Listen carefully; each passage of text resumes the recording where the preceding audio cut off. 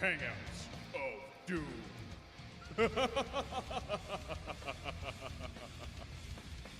Just holding up that little vial. This is crack. It's like, you have no right to tell me about drugs, you hypocritical masturbating bastard. Come on and slam, and welcome to the town. Come on and slam, welcome to the town. You see the fucking kids get Buy a nice butt fucking AirPods.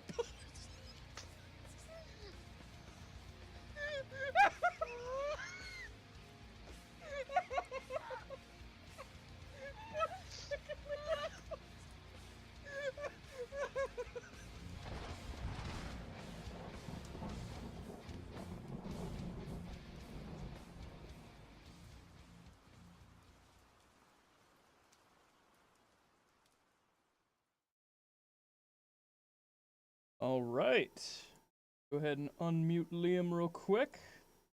There we go. We're ready for a show. Yeah, boy. Yeah, sorry about the delays, guys. Liam had a thing to take care of, and I apparently did not cook my food thoroughly enough, and my stomach revolted. What did you eat? It was what just did you make? it was just I just microwaved some fucking chicken fries, and apparently not quite long enough. Oh. And my stomach was just like, "Hey, fuck you." You should have cooked it for 2 seconds more. You know, sometimes it's all it takes. Sometimes it's all it takes, man. So how are you doing, dude? I am doing alright.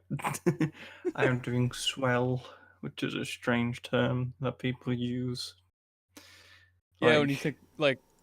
swelling up, it's like...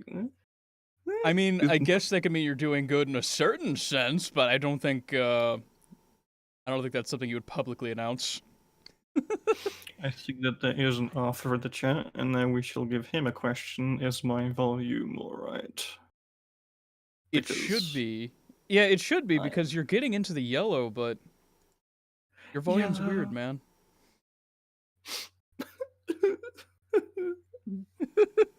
My volume's a freak.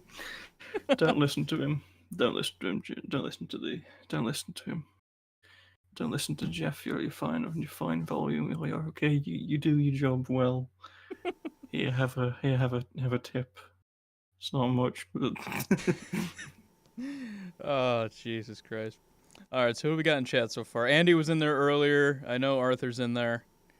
Let's see. Anyone else come to life? There's this. I see this douchebag called Channel JL. You should probably ban him. Right click. Wait, hang on. Is that even an option? Can I ban myself? It's not. Damn. Damn, I would totally do that too. Yeah, Brotosh Ninny. What the fuck is a Brotosh Ninny? Yeah, Brotosh Ninny. Is like an American that has a weird American accent trying to say British.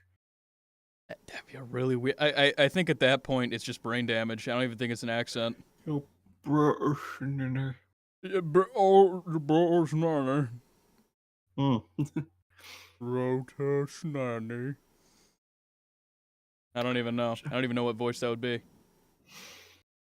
And to return the question, how have you been? Been alright, aside from, chicken fries revolting against me. Other than that, pretty good. That was the highlight of the day, the chicken fries. Oh, they're up to something. Oh yeah, they're up to something. Those chickens are up to something, and it's getting revenge. Hey, there's David. How's it going, dude? You just got back from work, and I already have to leave for lunch with coworkers. Just wanted to say hi. You two are awesome people to go to work. Hey, thanks, man. You have coworkers that want to do stuff with you. How rude. Yeah, seriously, what the hell, man? Look at me, mister. I gotta have friends in real life.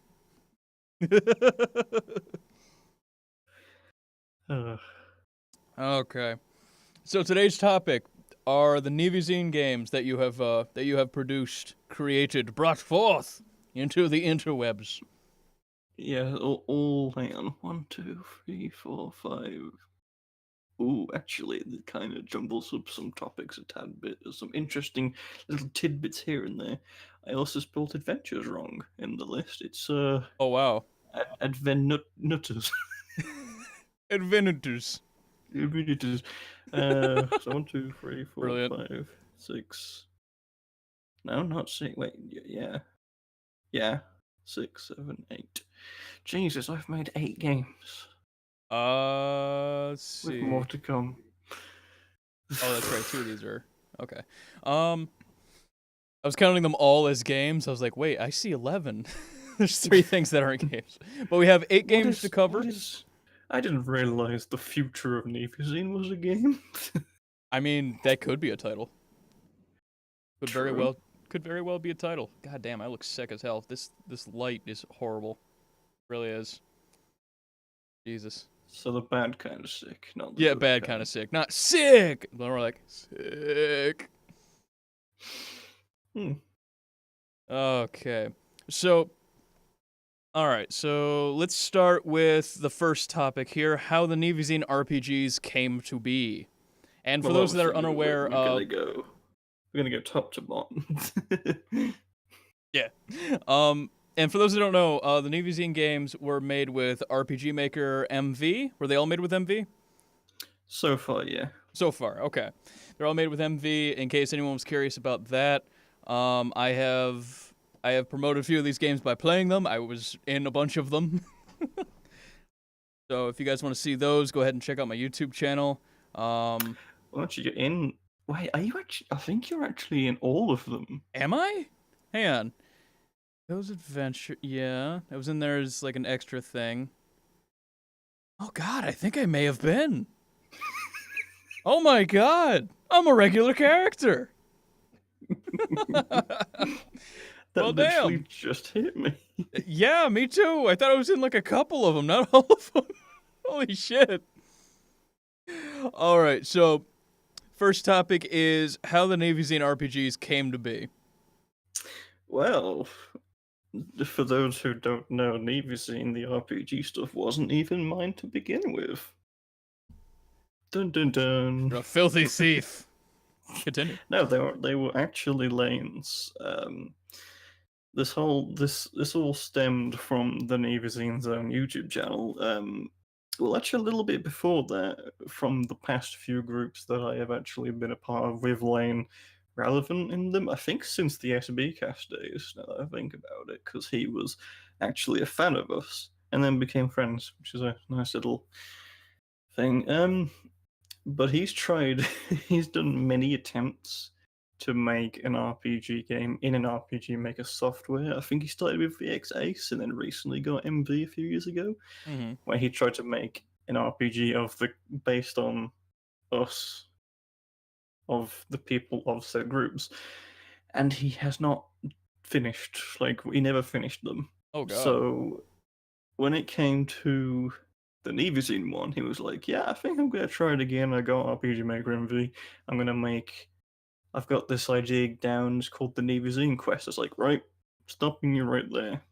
I'm gonna work with you on it because I want you to finish it." Spoiler alert: that game never finished. But it started the line of how NiviXien came. That's kind of how it came to be. But if you want to go into more detail, actually, the kind of question merges into the topics downwards, I guess. Because NiviXien Quest Pearl's Adventure was my NiviXien Quest game, you could say. So yeah, Lane started working on the NiviXien Quest, and he had a pretty good idea going down. Although from what I remember, it basically was the start to Starbound. So he eventually decided to redo it and then had a different idea, which was granted rather cool. I do have to admit, he does come up with good ideas, but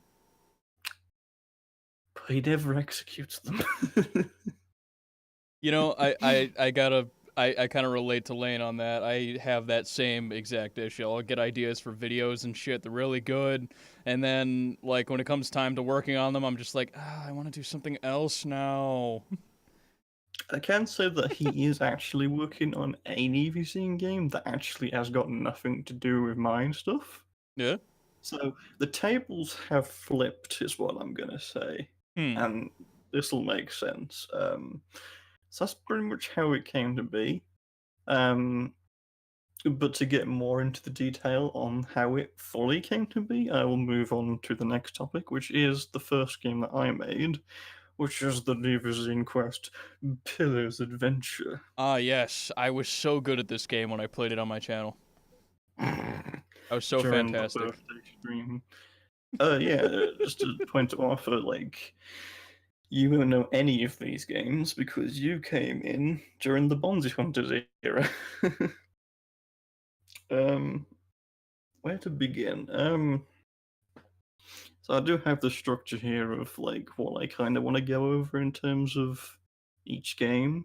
Hmm. Um, but since you know the plot to some of the games, maybe say like you don't explain the plot unless you want me to, or we could do something fun and I can get you to explain the plot. Oh no. Oh no, dude, don't ask me for plot synopsis, man. I am terrible at that. Even when I know something by heart, I can't do it. I'll explain it about as well as I described the fucking xenomorphs from Alien. And Just you've done a review of Hurdy-Gurdy, you should be fine. oh well, I mean that's after multiple takes and a lot of scripting. I can't do this Yes, shit I've live. Pillow as in the famous movie star. I mean, I could make him a movie star. We could You never know. get him some shades. So, how the NiviXien Quest Pillars Adventure came to be is an interesting tale because I don't think Lane had actually the plans of putting Pillow in it. I think Hmm. he was going to be in it, but I don't quite remember. But because he wasn't going to be in it, I kind of wanted to put him in something. And while I was watching Lane work on the game, I really, really wanted to make something in RPG Maker MV. And so I was like, okay, let's theoretically say that you finished this game, Lane. I want to Hmm. make a bonus game. And so Pillars Adventure was born. Pillars Adventure was a kind of like an extra, you could say, DLC game on the side of what would have been the NiviXien Quest, where it would be about Pillow and his adventures before the events of that game happened. And the plot to that game, you saw about half of it Hmm. because the game really is short. It was about Pillow getting bored one day and decided, you know what, fuck it. I don't care if I'm a sentient pillow, I'm going to go out and have an adventure. He hears this really strange noise come from underneath Lane's room for no reason. And so he's like, you know what, I'm going to go figure out what that noise was. He finds a hole in Lane's wall and goes to drill it down with a thermal drill he finds on the roof of the academy, where he also fights the payday crew for some reason. I just want to say, like, Lane and I in the past, we have shared contents of our shame folders with each other. So when I hear strange noise coming from Lane's room, then he found a hole in the wall in Lane's room. I'm just like, dude, knock first. That's just So, all that ran through my head. so he drills down the wall to find this like staircase that leads to some sort of mysterious computer room that ultimately teleports him to a strange dimension. I actually don't really know how I got like the ideas to make the game, and that's actually kind of a relevant topic to going through some of these games. The ideas just kind of happened. Um, I get that. but so Pillow's kind of aimlessly wandering around this world, and I remember Pillow getting really fucking annoyed with the playthrough we did because I made it so you had to get items from monsters that randomly dropped the keys to open the doors to get through.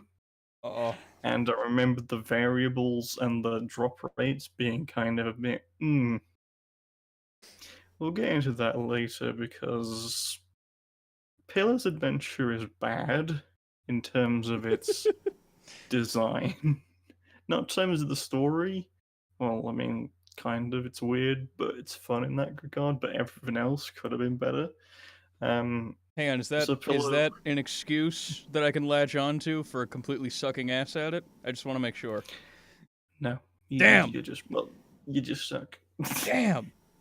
I thought just aside this from once I would have one. aside from the necessary grinding that you're forced to do, no, you just need to get good scrub. Damn. But yeah, he's walking around aimlessly and he finds this random shrine where some dog guy comes out, which I called I think I named him Kabirius or something like that. Hmm. And he was like, "Oh, I'm going to test you." Why? Because I don't know. And so Pillow fights him, and he's like, "You killed me, so walk through this corridor that I've been guarding for absolutely no reason, but fun fact, I don't actually know what's behind here." Spoiler alert, there's nothing behind there but another pillow. And it's some kind of fake pillow stein.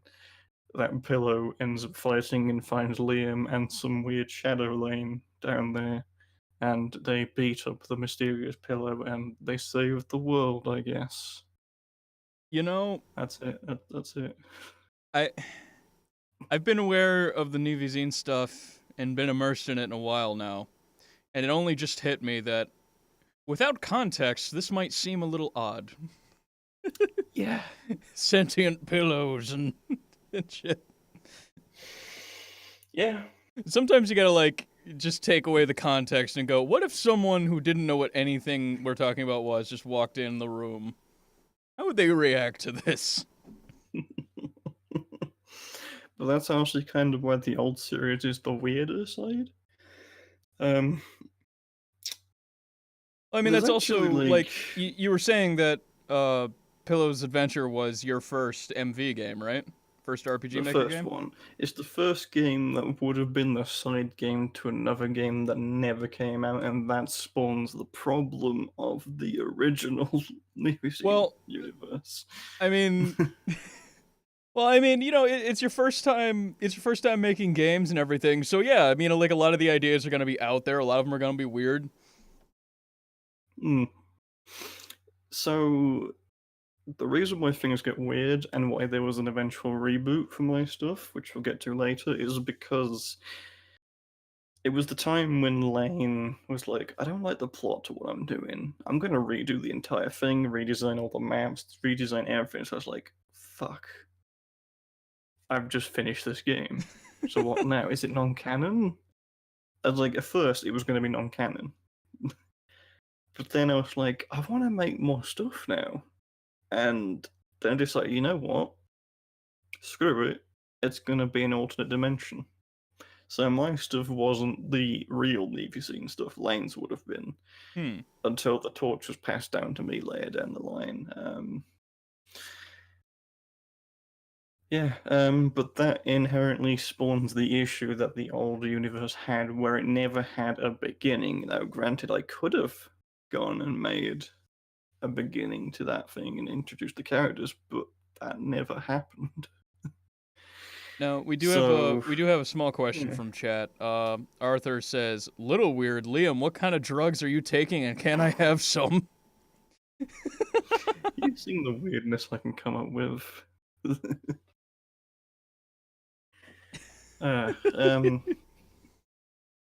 But yeah, that game was just kind of thrown together in like 2 weeks. And I feel like if I were to redo it, I could do a lot better, and I can do a lot better because I have learned since then.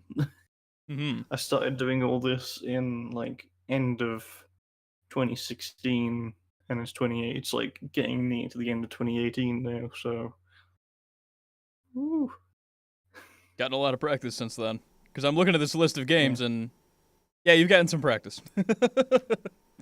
And Pillow's Adventure was the first time that Jeff appeared as a little. You're technically not actually in the game. I guess that's the only exception.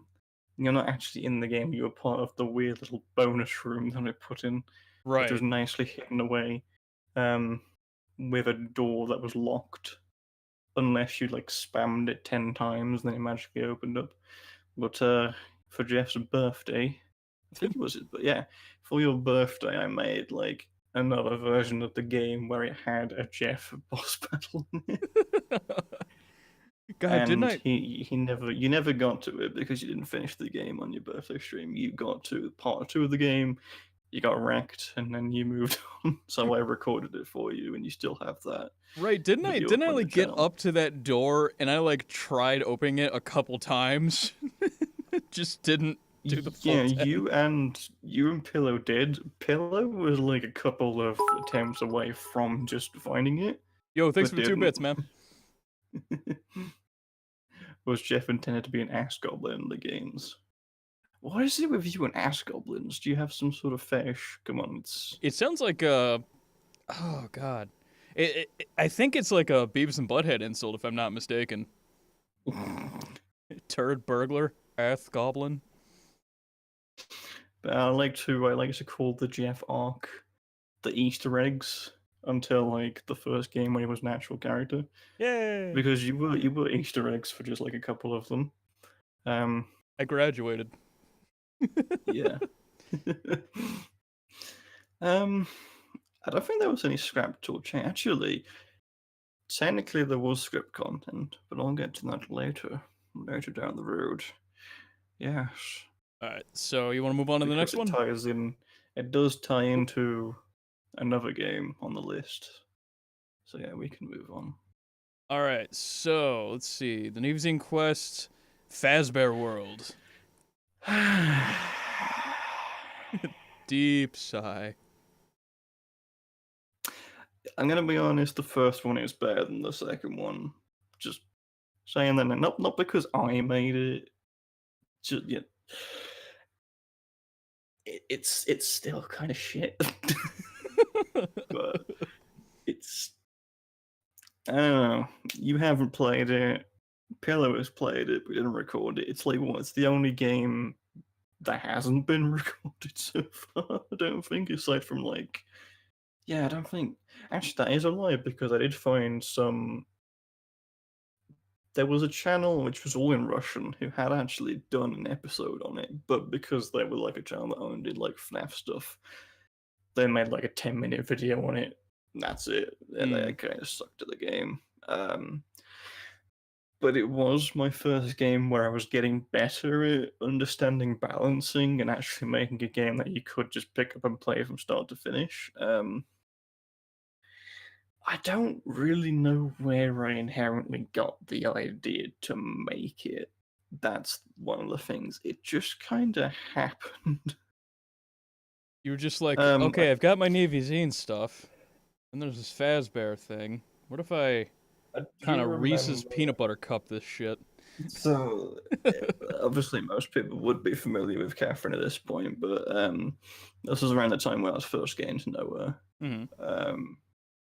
And she was making a lot of Fazbear World games, which I was like, these are actually kind of cool. I thought they were better than FNAF World itself because that game has problems on itself. I kind of like these little fun games they're making. And there was a time where I remember that she was making. I could tell that she was definitely hitting some kind of like this development kind of drop, which I've had a few times. I can understand what it's like. Oh yeah. And I remember reading a pretty long devlog about how she was just feeling like no one like was really noticing things or that she was really caring for like the games anymore. And I was like, I kind of want to make something. And I wanted to make something for it just to be like, there are people who actually like your stuff. Mm-hmm. And then just the idea came to mind and the plot came to mind, and then it just happened. I guess the plot is strange. So it's set after Pillow's adventure about a year later. All the main characters that would be, it would just be me, Lane, Joby, and Lydia because it was just us four. There wasn't like billions of more characters on top of that. It was just us four. We're just out chilling because we had graduated from the academy when suddenly this vortex appears for no reason. It just does, and we get sucked in. And then we find ourselves on some very colourful planet. We get attacked by some freakish animatronics, but we beat them up. And they're like, oh, fuck. They can fight too. And then, like, there's some magic quest where me and Lane have to find Lydia and Joby because they've been separated from us. And just shenanigans happened. And yeah. I just hate it when random things just appear out of nowhere and give you the suck. I think the idea that I had going was like, I think it was like Springtrap was trying to gather energy to become strong, and then like I don't know, he just kind of opened a vortex to the NiviXien planet and was like sucky sucky. Yeah, he eventually gathers enough energy and turns into the thing that you fought in Tournament DX. The first one, the cooler design in my opinion.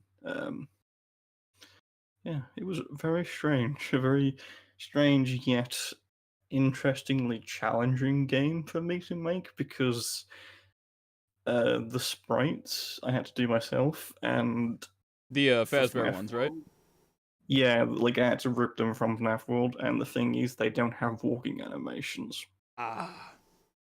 So it was either, do I have these characters slide? Or what? And so I opted for the idea that they sort of just jumped around. That's not terrifying. So it's like you're walking, then just, hello, I'm here. It kind of worked now and then, but it was a bit strange. I mean, that's just a terrifying picture. I mean, you take like the fucked up versions of the animatronics, or even the normal versions of the animatronics from Five Nights at Freddy's, and have them like, you know, jump 10 feet at a time, just jump right in front of you and shit. It's like, no, fuck that. But it was pretty short. It was pretty much just a typical, here's an area, there's a boss at the end of it, fight it, move on to the next area, have some plot, you know, move on to the next area, beat the game kind of thing, go home. I did like some of the jokes I put into it. Oh, yeah? There were some very laney jokes. The game pretty much ends where it begins, and everyone's like, "Yeah, fuck it, let's just get to the beach like we planned." And unfortunately, that once they went to the beach, it appears that they're fighting Erebus in the background, right behind you. Actually, I mean, Oh yeah, I didn't know, actually mention that there is like a boss battle going on right behind me. yeah, I told them you've to been shut the speaking pretty fuck up, but, calmly like, considering.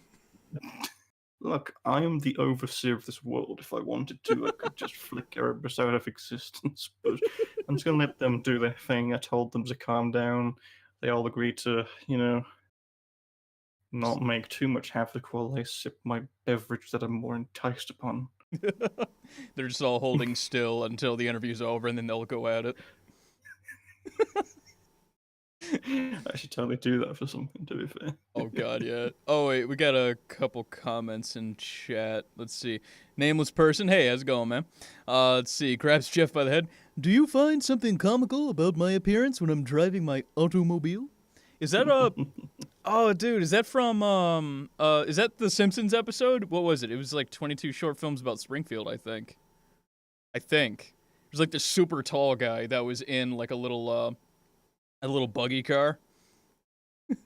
Nelson laughs at him, then he just like gets out of the car. The dude's like 8 or 9 feet tall. He just like grabs the kid. He's just like, "Oh, I'm sorry. Is there something funny about my appearance?" He forces him to walk through the street with his pants down, driving behind him, honking, getting everyone's attention. Oh yeah. Yes, laugh at the laughing boy. Arthur says Liam for Ultimate Smash. I mean, well, there was a video on the Spiffing Broadcast channel where I made me's of everyone in the channel, and then I made them all into Smash fighters, and we did a so I did like a sort of Super Smash. It was called the Spiffing Smash Tourney. Yeah, it was a really fun video to make, to be honest. Nice. Hashtag Becky for Smash. I want to do something like that again. To be fair, You want to do what? I want to make a video like that again. That was actually really fun. Oh, yeah, it sounds like it would be. Even though I slightly rigged it so that I won in the end. Of course. Got a reputation to uphold, man. Yeah. Yeah. Yeah, so well, I'm trying to think. Like, so we're going over the plot. The development's kind of a bit. Actually, there was a fun fact. I do remember Catherine was, I think, the only one who did beta test the game, and I think some other people did.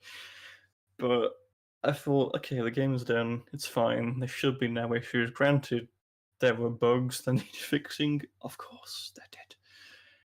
But I just remember just chilling, and then I got a message from her saying, like, so I'm up to the I forgot what the name of the boss was. It was an enemy rep from FNAF World, but it was like a sea. It was like a giant kind of sea tentacle You had thingy, new a blob. tentacles. But she must be saying like, how much HP does this boss have in fighting it for half an hour? I was like, it shouldn't have that much HP. Oh no. Did I fuck up somewhere? You I added a checked zero, the didn't you? I checked the thing. It had like 60,000 Oh my HP. god. I was like, Dude! that was more HP than the final boss. Oh my That god. was my mistake. It was supposed to be 6,000. It's My like, oh god, god, I'm gonna dude. fix this right now. Don't most typical attacks do like what, somewhere around like 150? It depends on how I code them. Because back then I didn't understand how damaging and all that worked, and the formulas and the thingy with blobs. Yeah, I've looked at some of those formulas. They give me a headache. Of Joby, it was when I was actually going to move on to him. I think Joby had one of the best moments in that game. Oh yeah? So he gets captured by one of the I think he gets captured. He got captured by Nightmare Fredbear and Nightmare, respectively, because they're like the same person, I guess. So I made them these like really idiotic kind of twins in my adaptation of the thing. Mm. And if Nightmare Fredbear leaves Nightmare to watch over him in his cage, but then Joey just bursts out of it like, fuck you, I'm gonna beat you. Fuck your cage, bitch! Yeah. And like some phantoms saw the happening, so they warned Springle Chapel. And then you beat them up, and they're like, no. And then you beat Scott Cawthon up, and it's like, yes. And then like you beat Springtrap up, and it's like, fuck you. And then you go home. So yeah. And you were an Easter egg in that game. You were just kind of hiding somewhere. Wait, which one was he in? Oh, which one was I in? Um, Sorry. I thought you were reading You're Andy's in- thing for a second. yeah. I got really confused. We're like the third ring bringer. Maybe. I was actually thinking of putting a dragon in a game and just calling it Andy and be like, yes, there you go, boss fight, go. There you go. But I haven't actually put a dragon in a game yet, thinking about it. Hey, you're saying you hid me in Fazbear World somewhere? Yeah, you were just kind of. I think you were in the Hallowed Forest. I think that was one of the maps. You were just kind of. You were in an area of the map you could explore, but you didn't have to Okay. get through. And I just remember you would just like you could like find like a space to go and you'd hit enter and you'd start saying stuff like nobody will find me here. So I guess like the canon is that you never actually made it home because no one could find you.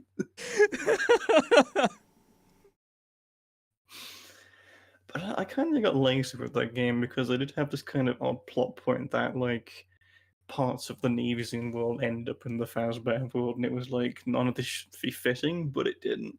I didn't know where I was going with that, and it kind of like got dropped the first moment it was brought up. And I also got lazy because there was like 6 actual NiviXien NPCs in the game, even though I like emphasized that the entire planet got sucked up.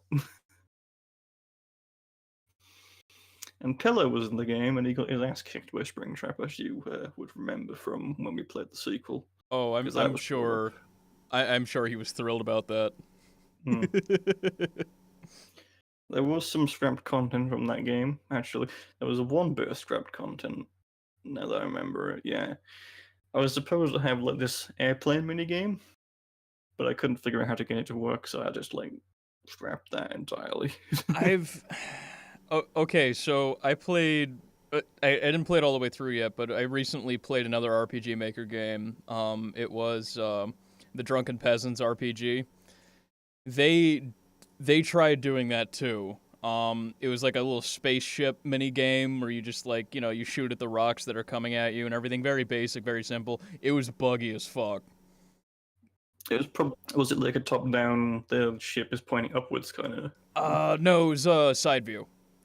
Ah, It was side yeah. view, There and was one that I found which was just like pointing upwards, kind of that one. But yeah, it was really complicated to use, so I just was like, no, fuck it, just into the trash. into the trash. Into the trash. That's kind of it for Phasmobile. If you have any questions on that one, Yeah, if you guys have any questions on any of these games, definitely let them be heard in chat because we will be fielding those. hmm. But yeah, I do feel like the first three games, aside from a couple of them, are just kind of random and just like out of nowhere. And that is the issue with the first NiviXien series. Like the reboot is, while a little bit random at times, it is kind of a bit more planned out and understandable. bit more plot focused. Yes, very, because all the games connect to the same story for one Right. thing. So kind of like Kingdom Hearts, but not like, you know, confusing. Yeah, Kingdom Hearts isn't the clarity's not their strong suit by any stretch of the imagination. But I do admit, keeping up on lore is hard. True. It's very hard. All right. So next up we have NiviXien tournaments.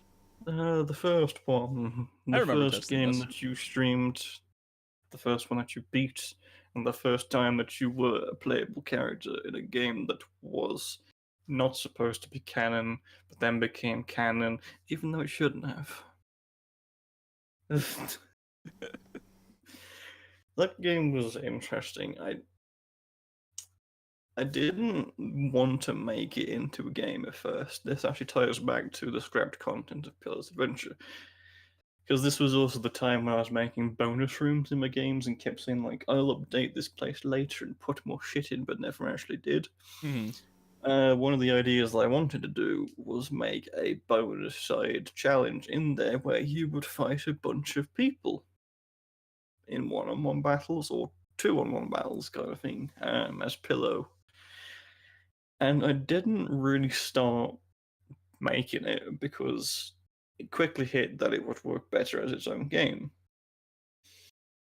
So the tournament was born. The game was born. I started making it. Started deciding who I wanted to put in it. I had the idea down instantly that I wanted to make it like a Pokemon Elite Four tower climb kind of game. Oh yeah. Yeah. Like you were in it, Miss Multi was in it, then there was Teal, then there was who was? Then there was Catherine. It was Serena at the time. It was Ultimate at the time. Lonely was in it. Joby was in it. Lydia was in it. Lots of people were in it. It was a fun time. God, I still remember the David fight. I really liked that one. It was just like the back. It was just like the background with his purple color scheme and the Mr. Dark theme that just all worked together extremely well. I'm gonna use that theme again. Again. Yeah, again. Yeah, it's a good one. Mr. Dark's theme is great. Like that all worked together really well. Development took longer than it needed to for one good reason. So, as you know, in that game, you had the choice at the start. You could be a male or female, but you could also name either the male or female character to be secret hidden characters that I also put in the game. Now, the thing is, I didn't quite know how to make it so if you were playing as a certain character in an event, it would do something else. So what I did was every single event in the game has 13 different conditional Oh my god. branches for every single character in the game. Most of them would have the exact same event. Some were slightly different, but every single like battle event would have 13 variants in the same event page. Dude. Yep. What the fuck, man? So it was like, if Jeff is in party, it would do this. If Liam is in party, it would do this. Looking back at it now, there was an easy way of doing it. Making I it. actually like made sure for the tournament DX that I wouldn't do that again, and I didn't because I realized what I could do was just make an event, and then parts of the event would have special dialogue with a little branch inside of it saying, if this is the person you're playing as, now there would be special dialogue, and then it would Right. cut off to the original event, which makes it a lot more easier to code. Yeah. That sounds much shorter. Oh Yep. my god, dude. That must have taken forever. It was tedious. Very tedious. If there's Actually, no, actually, I wouldn't have time to. I'd have to load up Steam because I do have the project still on me. I wonder if I can get a screenshot. Actually, I'm gonna try. Oh, Yeah, Lord. I'm gonna try and get a screenshot for you. I'm kind of scared, honestly. You might not see the whole thing. Feel free to put it up on screen if you want. Yeah, I could probably throw it on there. Let's see, wait, Kingdom Hearts has lore? Supposedly, yes. I mean, F to pay respects. I'm not gonna lie. As much as I love, shitting on Kingdom Hearts for its handling of story, it's still better than Dark Souls, in my opinion. I can't even get into Dark Souls, to be honest. I've tried, but it's not gonna happen. So while I'm getting the screenshot ready, hang on. Yeah. I mean, Dark Souls as a game is I don't know. I only played Dark Souls. I didn't play, Demon Souls or Dark Souls 2 or 3 or Bloodborne or anything, but Dark Souls itself, I remember enjoying that game my first time through. It was kind of cool. But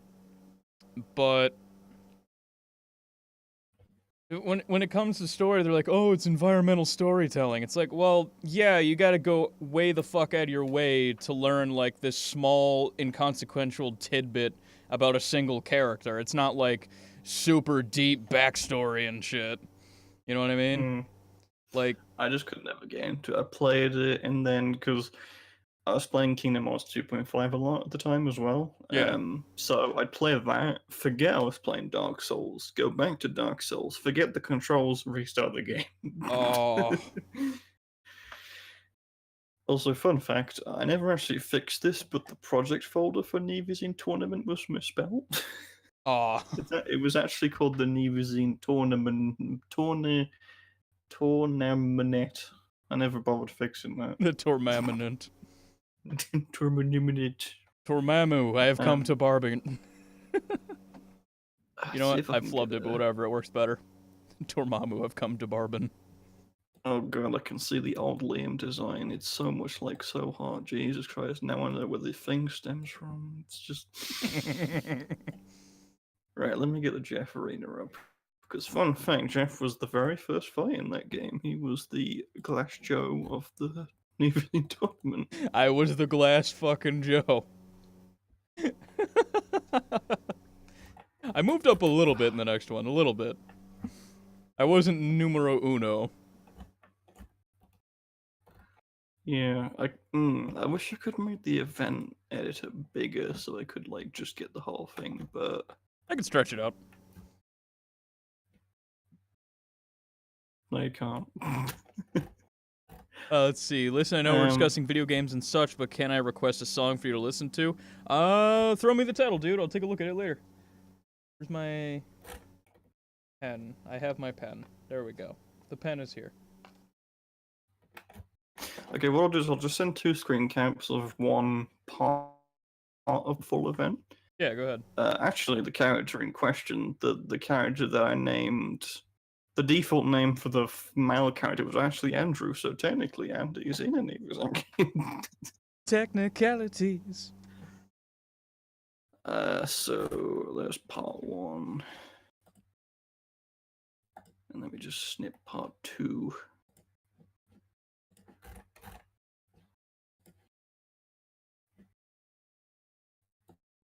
And then you'll see like what I mean after that.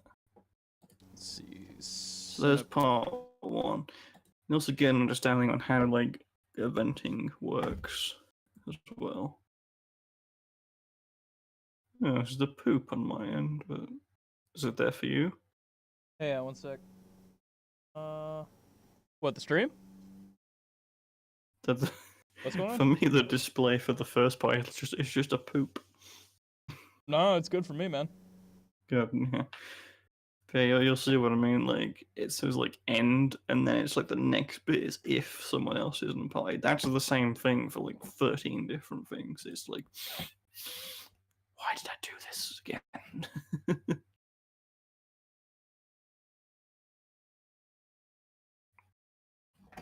One.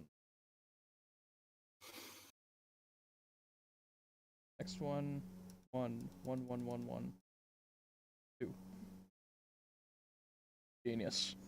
I am a genius. All right, so let's take a look at these conditional branches that you've made. Just Well, to that's give one conditional branch, and that's like the event.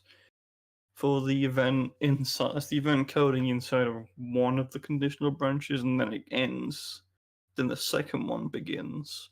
So it kind of looks through the event and tries to find who you're playing as. Then it would read that one bit of it and then end the event.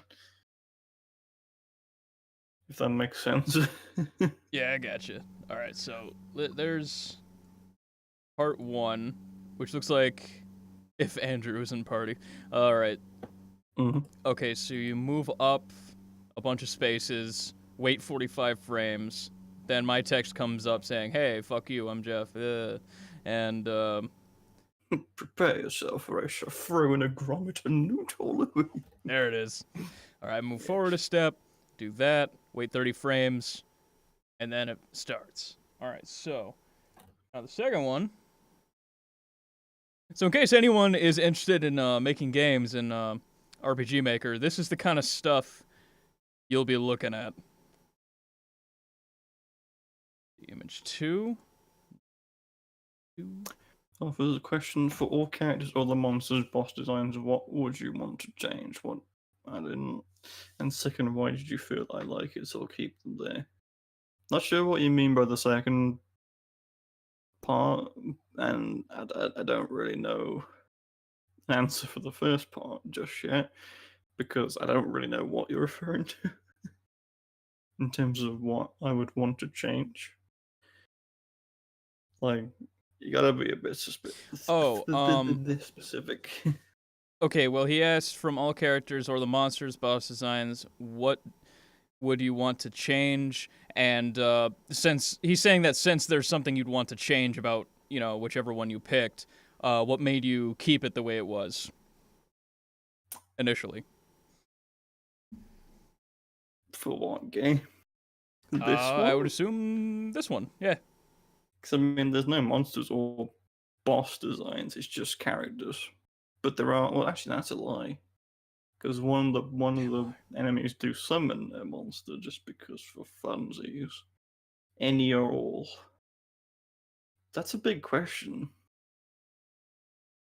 I don't really have much that I want to change.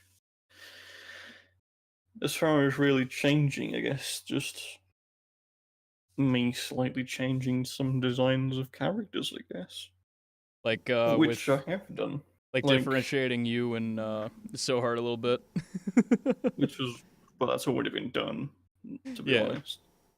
But I did redesign So Hard's clothing to look a bit nicer, which I did post about quite a while ago. Lucy had a redesign a bit, which seemed...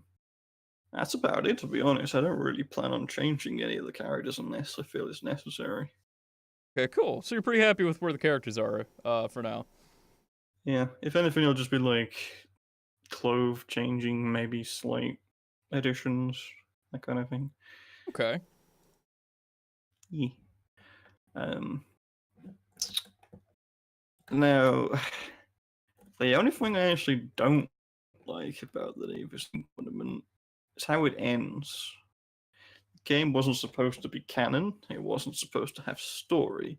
The only reason it has quote unquote story is because I didn't know who to make the champion. Right. So instead, I decided to throw in a new villain who had yet to be revealed, who had killed the champion, and there you go. He was supposed to be a recurring villain. I might actually do something with in the reboot series, because I have an actual idea for him. And I can't wait to get to that point. Sweet. Pretty much it was like a Pillow Stein that was all shadowy, and apparently he knows who Pillow is, and you know, if he played as Pillow, he'd have special dialogue. Hmm. Yeah. Indeed. If something like Pillow killed his brother, who would have been the Pillow he fought in Pillow's adventure, but I didn't really know what the fuck I was doing. I got you.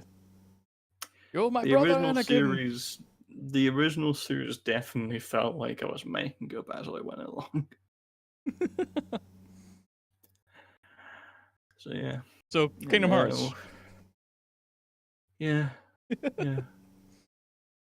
Oh, Kingdom And Hearts. then we get the dreaded, the dreaded sequel.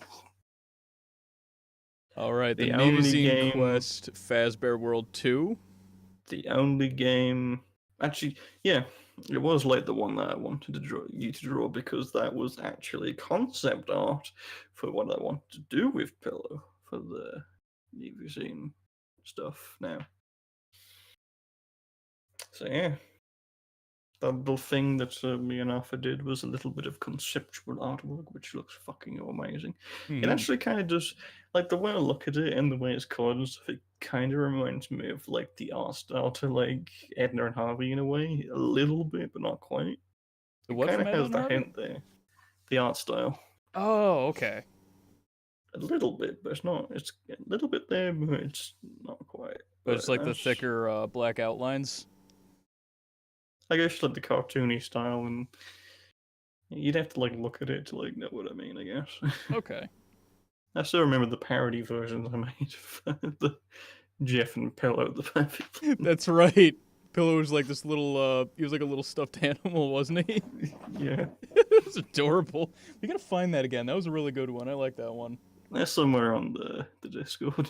Hope I have it saved somewhere. I'll have to look. I'm sure I do. Alright, so the next game was the NiviXien Quest Fazbear World 2, which is the one that you, me, and Pillow did a short little Let's Play series of, which devolved into all of us just losing our shit.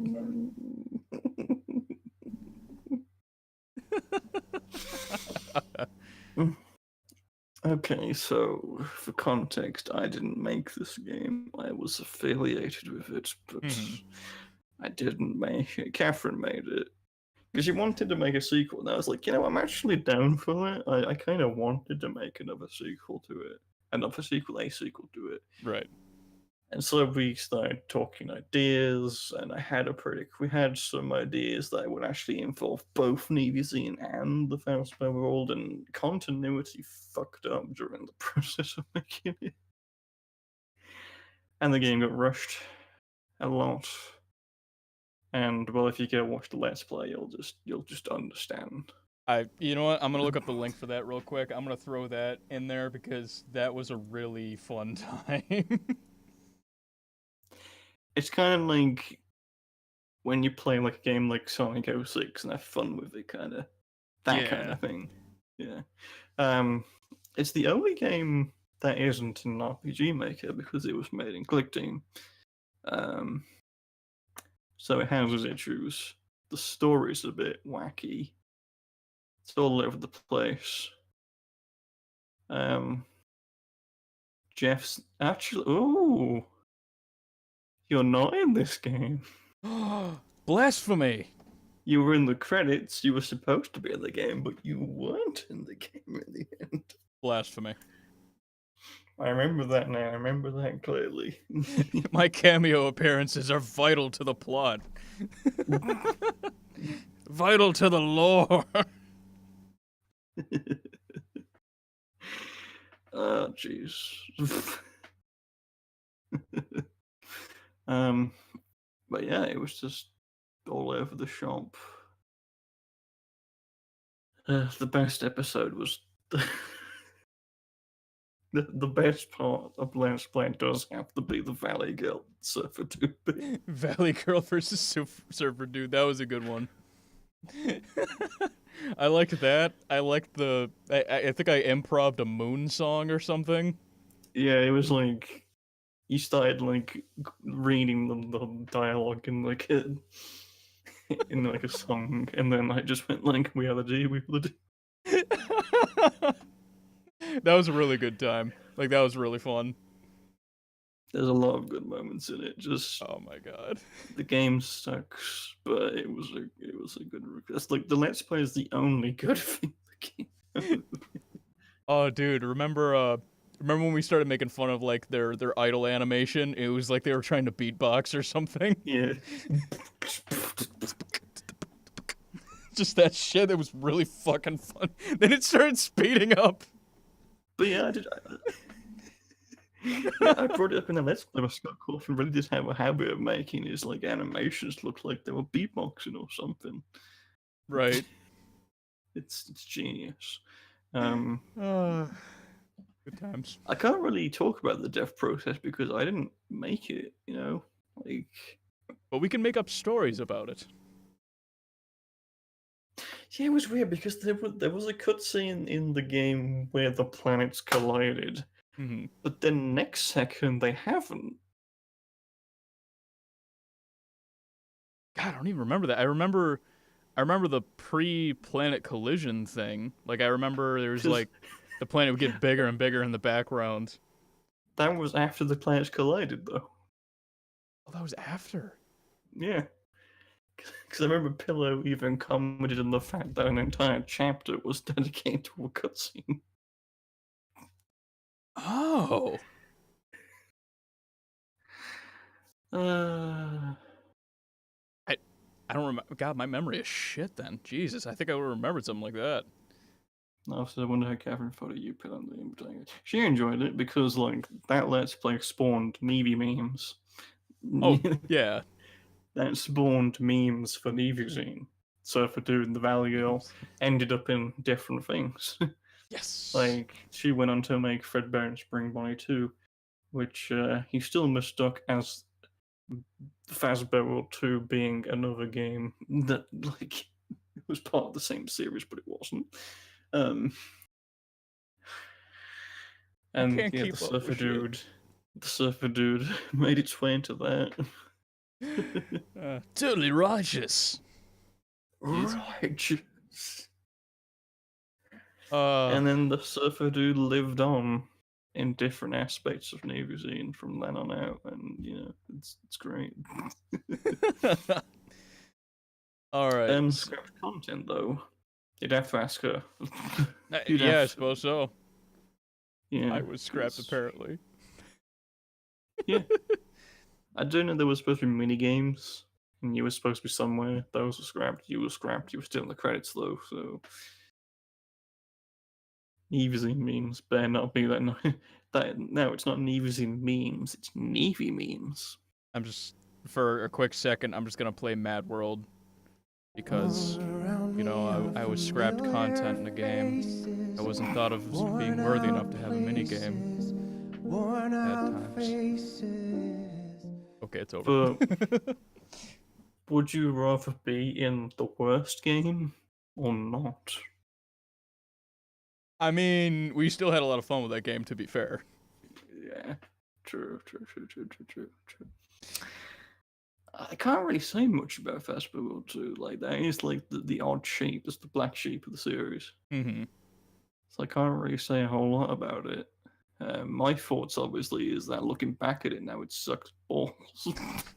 Now, I will say... I actually had the pages for Phasma World 1 and 2 hidden on my Game Jolt page, and no one could find it again. But recently I decided I'm going to preserve them, and I'm going to put them alongside the old games that are on my profile, because if you go onto my Game Jolt profile page, on my details, there's like a little section that says like old games. And then where the actual games are the current series. Just in Right. case anyone wants to actually like play the old ones. But, while I may not have been in the worst game, I was definitely in my completely unbiased opinion, the best game. Yeah, you might have been scrapped from a game, but then the next game made up for that quality with mini NiviXien Adventures, Jeff and the Wild Hat Chase. Yes! Which, for a St. Mush tidbit, mini NiviXien Adventures was supposed to be its own thing. It was supposed to be a series of small NiviXien Adventures in one package. But Jeff and the Wild Hat Chase was the only one that was made. I'm down. So it became its own standalone thing. Now, because this is Jeff's favourite game in the series, I want him to explain the plot. Unbiased opinion. Completely unbiased. So, do you want to go through the plot? Sure. I mean, well, first off, I just want to say that when you first showed me that this was going to be a thing, I lost my shit. Because I didn't show you. The only thing you saw was a screenshot. That was it. Right. Well, I mean, once you sent me the link to the game and everything for me to stream, that's when I lost my shit. I was just like, oh god, finally. I've always wanted to have like my own game, and now it was a thing. Shut up! I don't want to optimize my PC. Fuck off. I'm not in the mood. Optimizer Pro. But yeah, I lost my shit. It was great. Okay, so the plot of it's been a while since I've played it, but as I recall, the entirety of this game was No, don't beat the punchline. You've got to save the punchline. You got to go from start to finish. Okay, That's what so the game was. Beginning of the game. Beginning of the game is my hat running away from me. And you went to buy a hat. I went to buy a hat, tried on a whole bunch of different hats, which was just that was just fun. Just seeing all the different wacky hats and shit. So the whole game is like me chasing the hat, trying to catch up to it. I run into some bosses. I run into David. You go for the sewers. Go through the sewers, of course. Oh god! You go for Radio NiviXien for a spooky attic. You fight a minotaur. Oh god, for no that's reason. Right. It has been a while since I've played this game. But eventually. Hey mom, on TV. Yo, thanks for the host, dude, and welcome to the stream. But then eventually, I end up fighting the hat on top of a cathedral, which was fucking awesome, and it was set to the gargoyle theme from oh god, which one was it? Dream Drop Distance? Yeah. Which was really good, and I had just recently played that game, too, so that was pretty cool. I wish that game didn't have, like, a boss theme for one place, because I wanted to hear that song more than once. It's such a good theme. Right. Okay, so I fought the hat, then I fought it in space, which was fucking you were just cool. like, you were like, no, that's it, to space. You fly past so hard, Nexus. It's like, what the fuck? And so eventually, the hat and I become friends. You realize it could talk, it had a surfer dude voice. Oh, of course, it has to have a surfer the dude game comes to a close. And the punchline, Jeff? What was the punchline of the entire game? The entire game was just made to explain why on my little character sprite in the NiviXien games, you might notice that my hat kind of floats individually of my character's bobbing. Which it wasn't supposed to be. It wasn't supposed to happen, but that's how it happened. And the entire game was just to explain that. It's like, oh, it's a sentient hat that's just kind of floating on its own. So you made an entire game just to explain that. I still love the reactions, though. Just everyone just died. Uh, There are some stuff in that game that I made without the purpose of it being funny, and just somehow people got laughs at it, like the bit where you talk to Liam or me. I like saying the characters. I don't say like saying me. I like saying just like Liam because yeah. he is the character. He's not actually me. He's based on me, but it's not like the bit where I say like I know a friend. I know have a friend who's a walking pillow, but I haven't seen a hat. I didn't think that was supposed to be funny. Like I don't. I still don't understand what's funny about that. Well, it's just kind of it's just kind of the absurdity of the concept. Just guys talking about like, oh, my hat is fucking magic and shit, and he's like, and your character's just like, well, I mean, I hang out with a talking pillow, so it's just It's not that. it's just kind of that it's just kind of that meta that character's meta understanding of how like how crazy some of these concepts are. Just like I hang out with a talking pillow, so I mean, whatever. This is Well, actually, normal. to add on to the talking pillow, because I did actually mistake to say a detail for the ending of Pillow's adventure was that he goes home, he brings Kabirus with him, and he joins the payday crew. That was part of the ending. There's like a slideshow, like a what are they doing now kind of situation, and there's like a slide of Pillow with the payday crew doing a heist. Brilliant. Uh, but yeah, so the entire game of Jeff the Wild Hat Chase was to emphasize a point that his hat was sentient and why his hat bobbles around in battle. But everyone got beamed because the game didn't end there. That's true. That after I think it was like after the The credits. fake credits. Yeah, after some fake credits, we got beamed aboard a spaceship, and we had to fight the evil Captain Z. Yeah. You teamed And with your hat and blew up a spaceship. it was pretty cool. It was pretty fucking cool. And then you went to work on the hurdy-gurdy review. Then I went to work on the hurdy-gurdy review, which I was working on at the time, and that review actually came out pretty well. I'm kind of happy with how that one came out. I wish I could do more of that, but I just don't have the motivation. Oh, So yeah. So hands down, Jeff and the Wild Hat Chase does have to be the best game of the old series, with Tournament coming second. That's how I rank. If I have to rank it, first is Jeff Hat Chase, then Tournament, then Pillar's Adventure, then Fast Forward 1, and then 2 at the very bottom of the shit state. just shitting on that game tonight, dude. Because it's bad. It's the Sonic 06 of the series. Ooh, that's It is though. that's harsh. There was a point when me and Catherine refused to accept that it existed. It says a lot about the game. It makes me feel a little better that Catherine's in on the joke, I suppose. We were just like, nope. Oh god. And All right. so Jeff and the Wild Hat Chase was the final game in what is now considered the now non-canon series because of the reboot I decided to do. Before we get into that, would you mind if I took a look at chat real quick? Yes. All right, Danny so DeVito be a boss. I can write that down. The trash man, those trash all over the ring.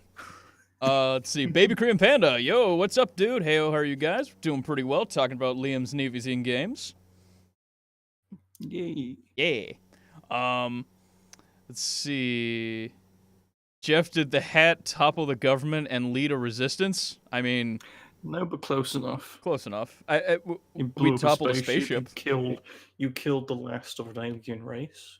Sure. Because there was Captain Z would have been was actually a reference to the idea Lane wanted to do for the NiviXien Quest.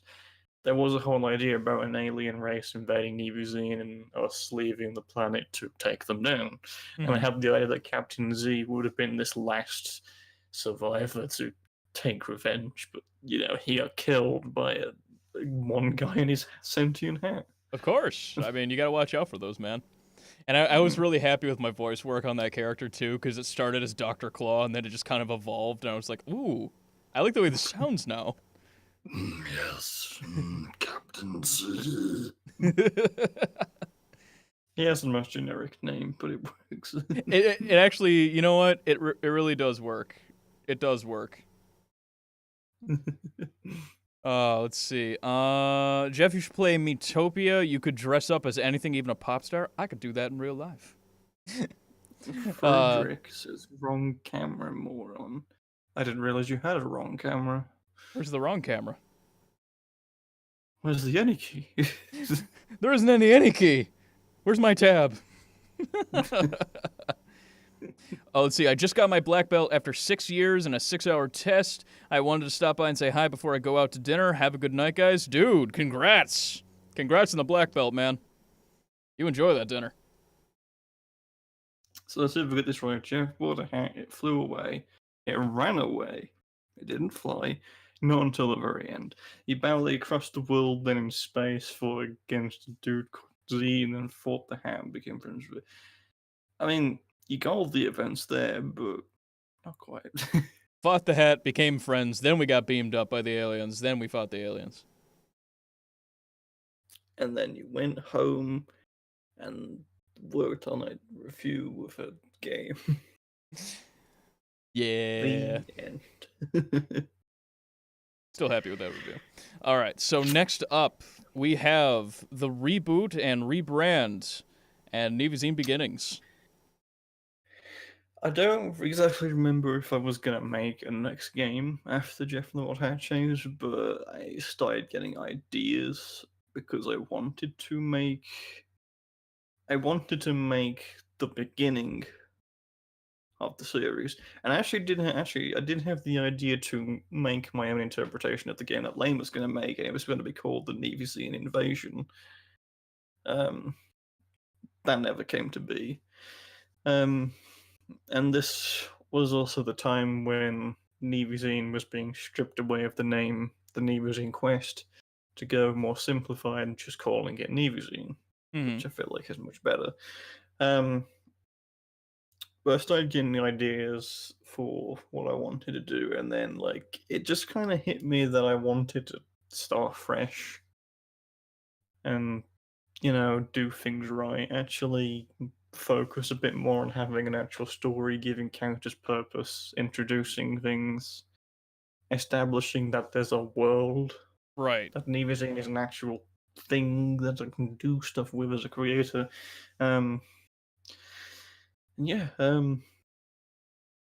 So I just decided to stop everything and start redesigning and yeah. So it was pretty much, it was a reboot. Like, you wanted to be more story-focused, and I think it worked out pretty well. I remember playing that one, and there was just...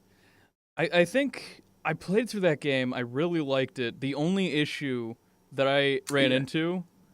There's a lot of issues. Well, the only issue that the only, actual issue, not it was a spelling error or something like that, but the only issue I actually ran into was...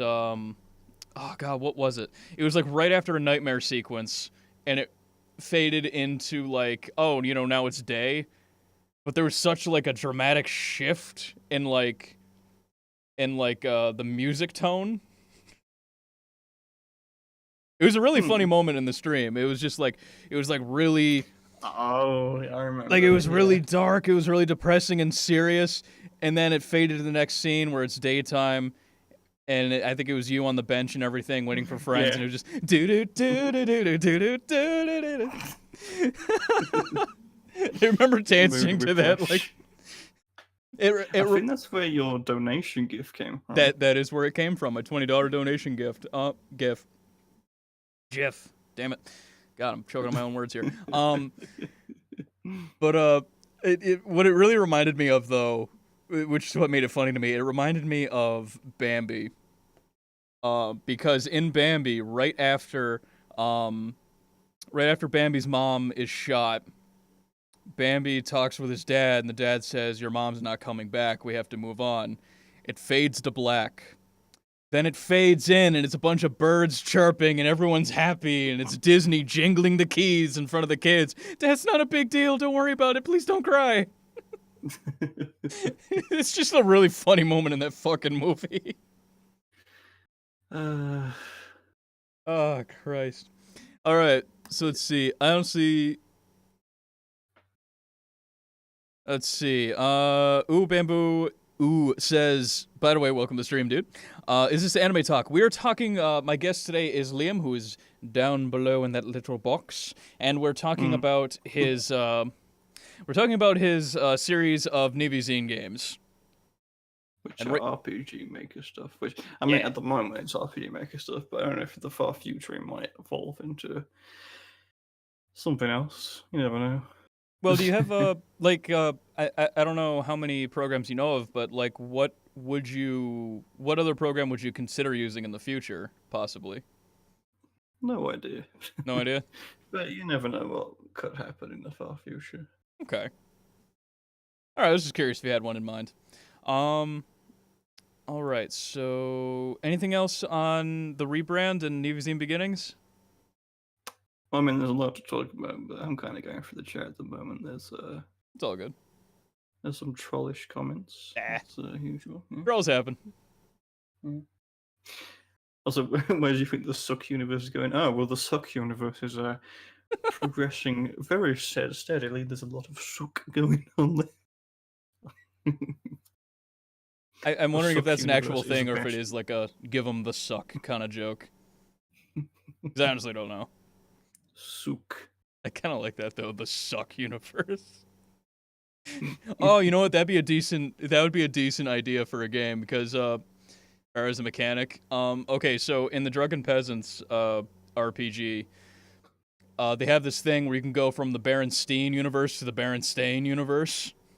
Kind of a joke about the Mandela effect. You could have one that's like the normal universe, and you hit a button or a switch or something, and you go to the suck universe where everything's like really low res and just there's spelling errors everywhere and just shit like that. Just as like a dumb little hidden joke.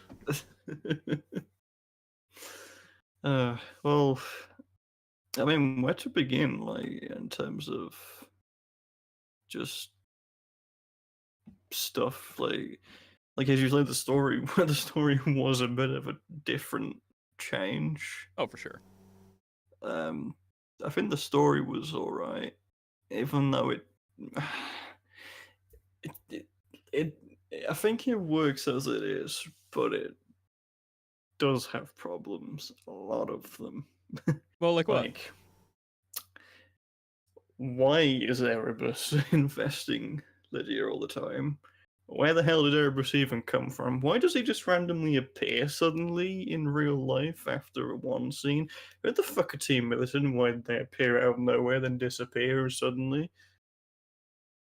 Well, I mean, you could explain that stuff in a sequel or something. No, I'm not going to explain all that in a sequel because I have better plans for that. Gotcha. I mean, I feel like it worked at the time when I had an idea going. There were some scrapped ideas, like Joby was supposed to be in it, but he wasn't. I don't remember the reasoning why he didn't end up being in it. Lane and Lucy barely had full relevance. They just kind of were there until the very end, which is something that I don't like now. It feels like it focuses on two characters, and then there's a shift for a moment where it focuses on another character, and then back to them. And the chapters themselves, all four of them, were random in length. Okay. Like, chapters 1, 3, and 4 were really short, while chapter 2 was like the actual game itself. I feel like it's playable as is, but when I look back at it, I feel like it's a game that could be improved on, could be better, and yeah. Okay. Development though. Well, I don't know because it ended up not being a traditional RPG. Like it was very story driven and heavy to the point where it wasn't really like here's a dungeon, explore it, level up kind of thing. It was just you just kind of played it. Mm-hmm. There wasn't a traditional level up system or anything like that, which I feel like it should have had, and there should have been more to it. You know what I mean? There wasn't a whole lot of fighting or anything like that. It just kind of moseyed along. But I feel like it does introduce characters and it does do the whole introducing thing correctly. Right. Because then it does like let me follow on from that into stranger territory. uh, yeah. And it did return you as being an Easter egg as well as a separate Easter egg, which was equally confusing. I was just creeping around in the woods. Yeah, you were creeping around in the woods while in the same woods you could find fucking Bonzi.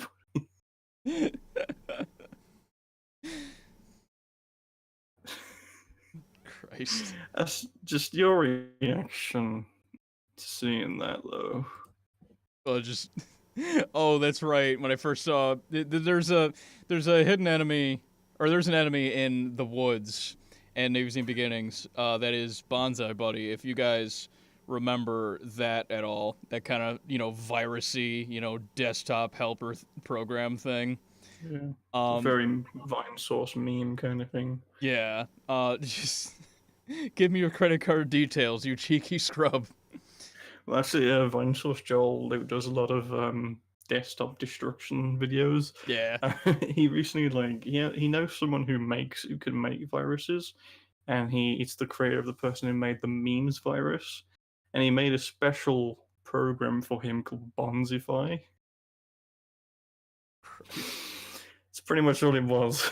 It loads of Bonzi Buddy, and he's like, I'm about to activate the self-destruct mechanism in 30 seconds.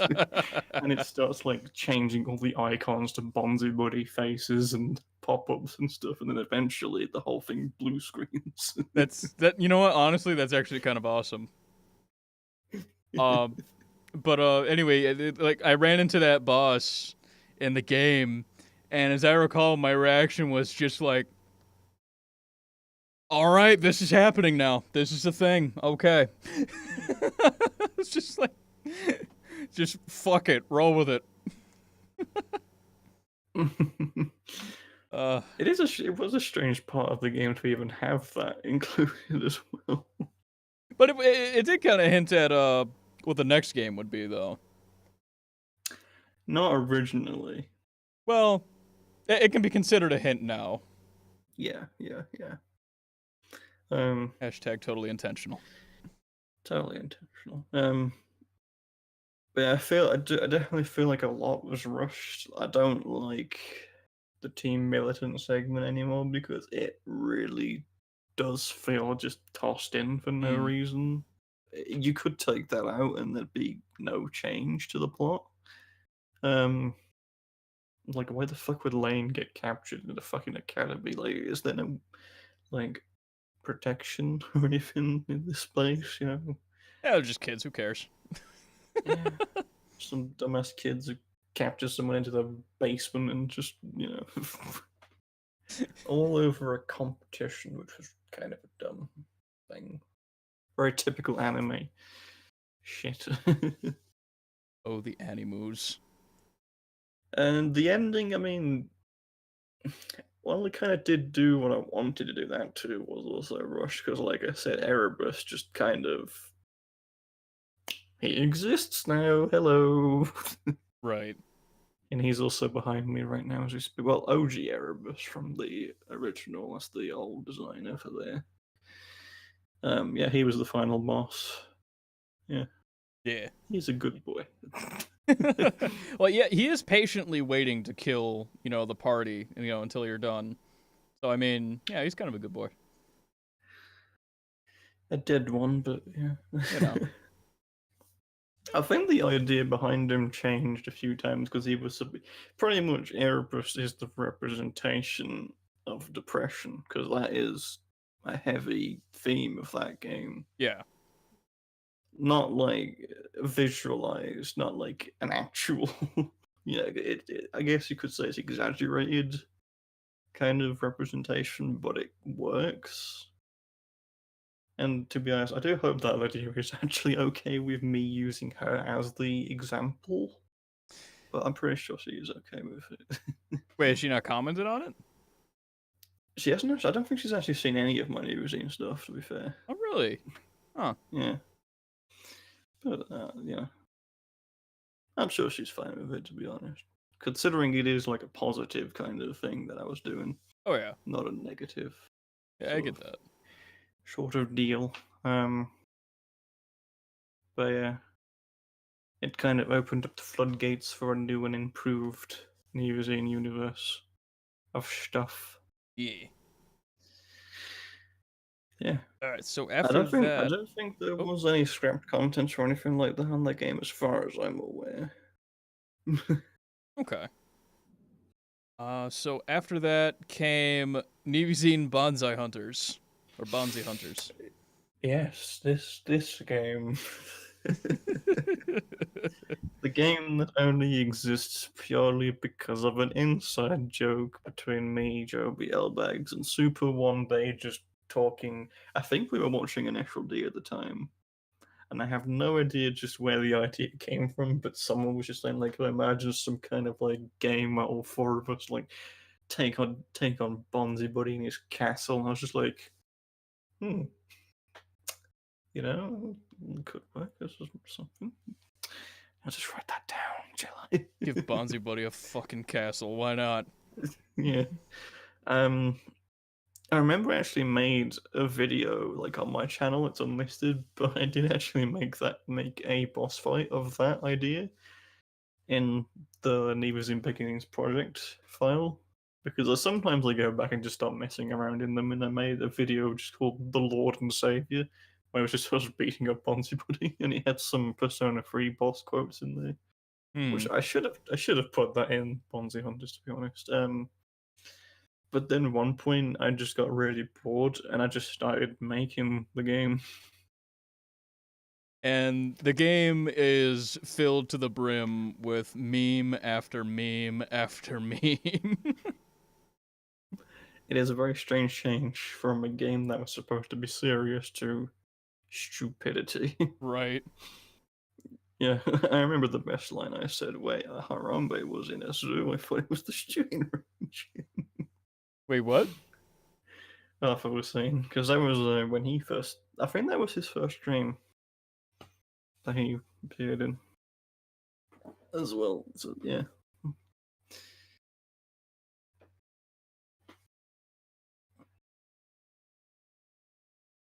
All right, so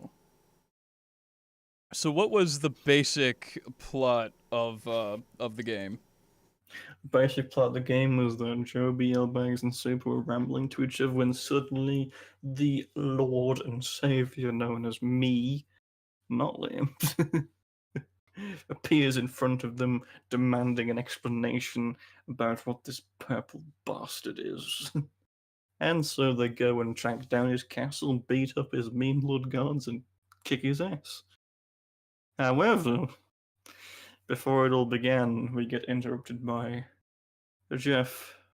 It was like, you're insane. But we're like, man, fuck it, whatever, you can't tell us what to do. And then it turns out that Jeff was the evil mastermind. Kind of. It's sort of like the villain who just doesn't actually do anything evil with it. It's just like, yeah, I have the thing. Oh, whatever, just... You beat me, I guess I'll just... let's go home. What do you want to do? Take over the world? No, I just want it. I just want this power. I just want the power of memes. And you were also the voice narrator at the start of the game as well. Oh yeah, that's right. I did do the narration for that. is also canon because you left the job and then in game you're like saying, I had to find another job. Yeah.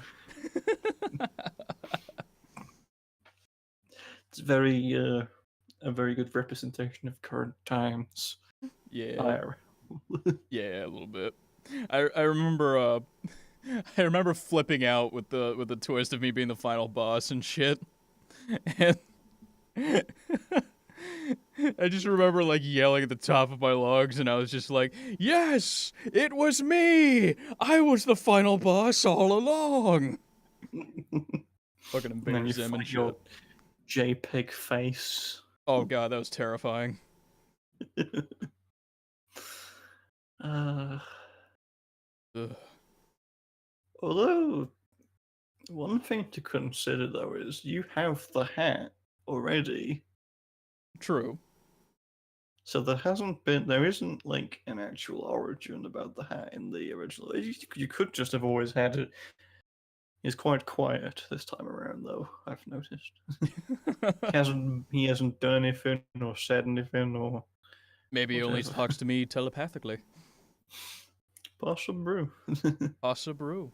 Question: whose idea was it to give Jeff Meme God that giant dong sensor fucking thing? That was from a different game.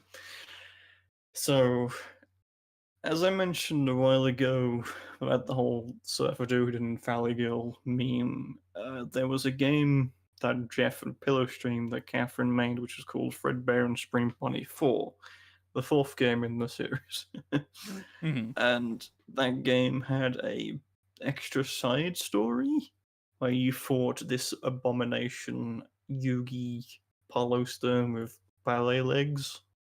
It was horrifying. And you also fought a Jeff with a giant sensor dong and a middle finger.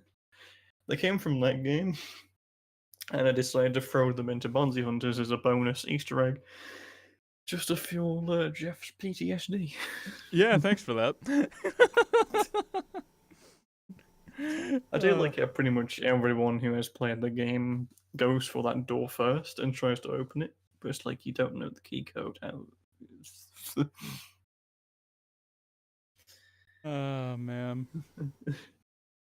But yeah, the game is quite simple. You go to this castle. There's the merchant from Resident Evil 4 as the item guy. Of course. He's just there as he is in Resident Evil 4. He's just there.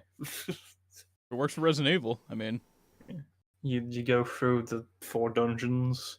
You take down a car. You take down Demix, the rats. What's about that? the We have a rats. video to watch as well. Yeah, so you want to go ahead and explain the rats real quick? I don't want to explain, but all I can say is the rats were a boss in Bonzi Hunters, the third one, if you play the dungeons in chronological order, and the fourth one being Pingu. Actually, the rats weren't even going to be the boss of the fire dungeon. In fact, Grandad was. So the video we're about to watch, is there a certain timestamp you want me to start at? At the start, it's only a 5-minute video. Well, I can't play a whole 5-minute video though, I don't think. Yes, you can. Like, You've got to see the entire thing, to be honest. I don't think we can see the entire thing. Is there a specific clip from it that you'd want to show? Not really, but it is a watch. It is a watch. All right, so we'll watch a little bit. We'll watch a little bit, and I'll shoot you guys the link in the chat. All right, so let me see. Bam. And then a bam. There we go. You want to say like the first, let's say, Well, I mean, the rats are like the first thing you see, to be fair, as well. So. okay, so where would I go for maximum ratage? I don't know, because like there's a few things that go on in the video that then relate to the rats. That's kind of why I do suggest watching the entire thing, to be fair. Alright, let's go here. It looks like we're getting a lot of rat action. Rat shin, if you will. But the very beginning has the reference to the catchy theme song that they. Oh, okay. All right, so let's go with that. All right, so here we go. The origin of the rats.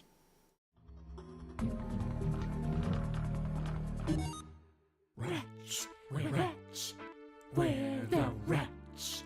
We pray at night, we stalk at night, we're the rats. I'm the giant rat that makes all of the rules.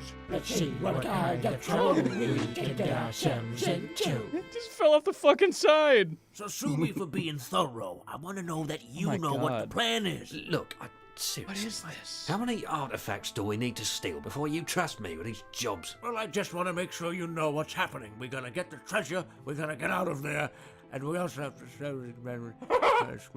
and we must get it. That's the most important thing, so be on your A game. We go now. I got to drive the car today because it's my birthday. No, don't let him get in the car. Please, don't let him... Come on, it's my birthday. He's driving, whatever. Bloody hell. Oi, more importantly, since when did we have a rat problem? We don't. Get in. Let's go. Speed it up. Yeah, that's the speed I'm looking for. That's the type of fastness I want. What the hell is this, Liam? Rat movie Mystery of the Mayan Treasure? Okay, I'm gonna go ahead and shoot you guys the link to this in case you guys want to see more of this absolute weirdness. It's wonderful. It appears to be something. I don't know what it's made in, but I want to find out. Hell might be the answer. It looks like There's a old part- school FMV hell. Yeah, there's a part of the video near the end of it which kind of references the second phase of the boss fight in the game, where they find the treasure. Like the guys find the treasure, and then the rats come out of nowhere. They're like, "Oh, we're taking the treasure," and then the guy kills the giant rat, and then there's another one that's just like, "Now I am the giant rat," and kills it. Oh, is it when they're in like a cave or something? Yeah, Okay, I'm seeing that. it's just like, "What's your favorite film?"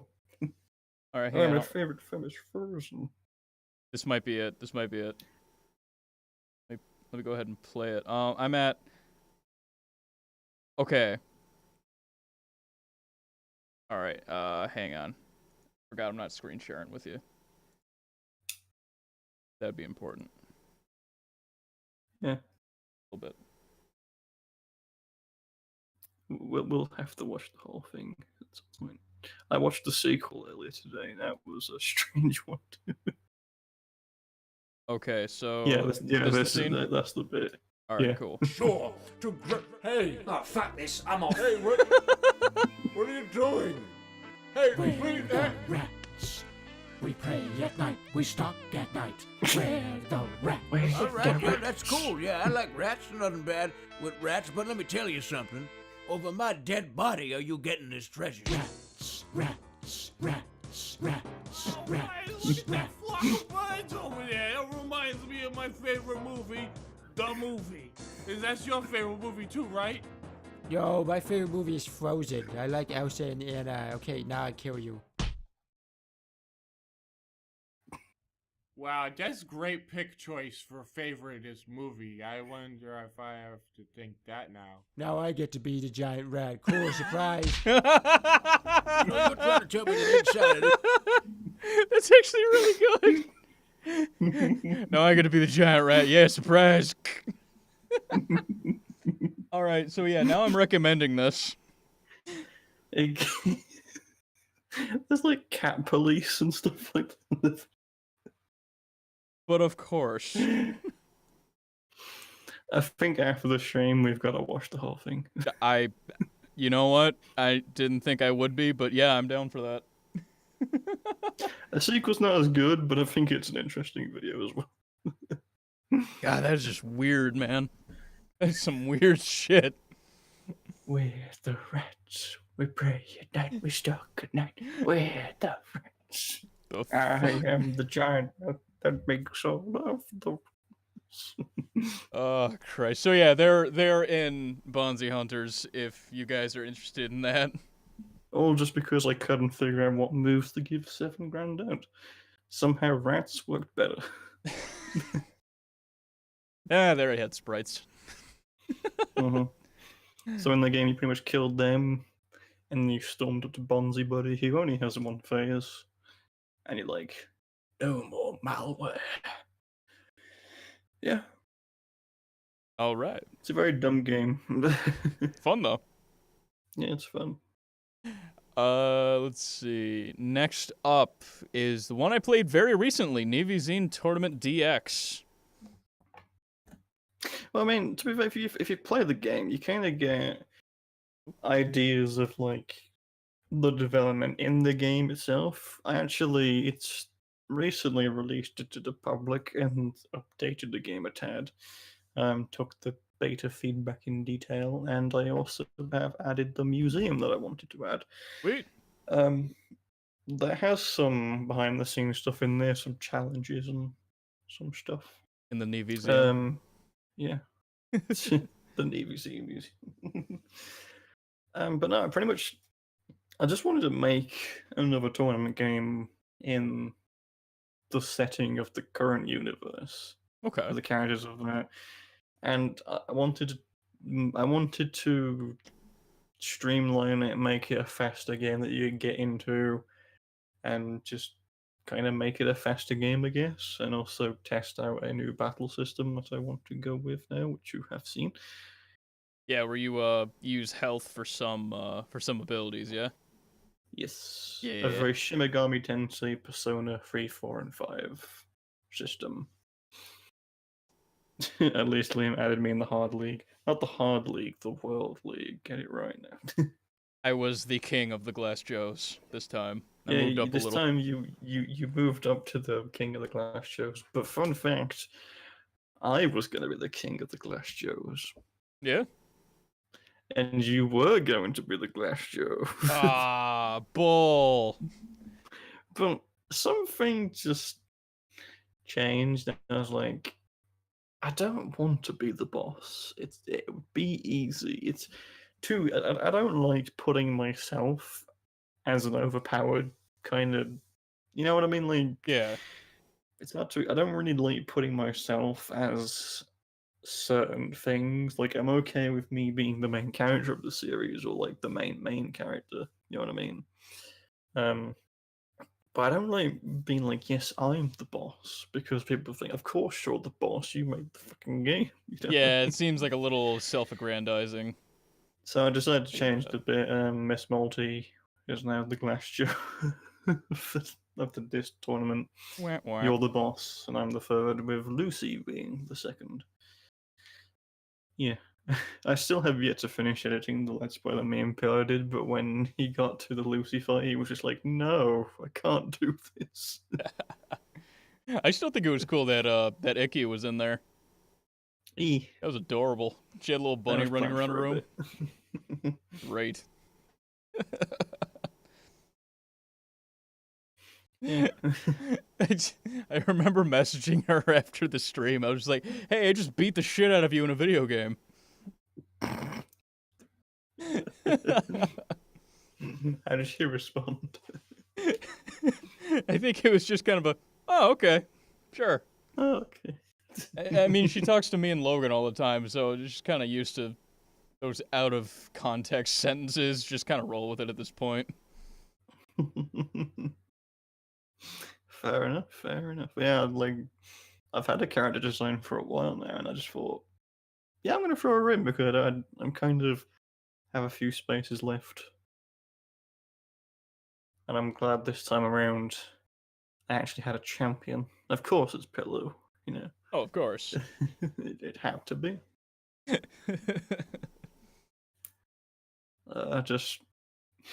Yeah. There's not a lot I can really say about that game, like, to be fair as well. It's the most recent one, and it's not a whole deal I can talk about, I guess, except for just, like, trying to make a better tournament game. But at the same time, the original is, I guess, as fun as well. Mm-hmm.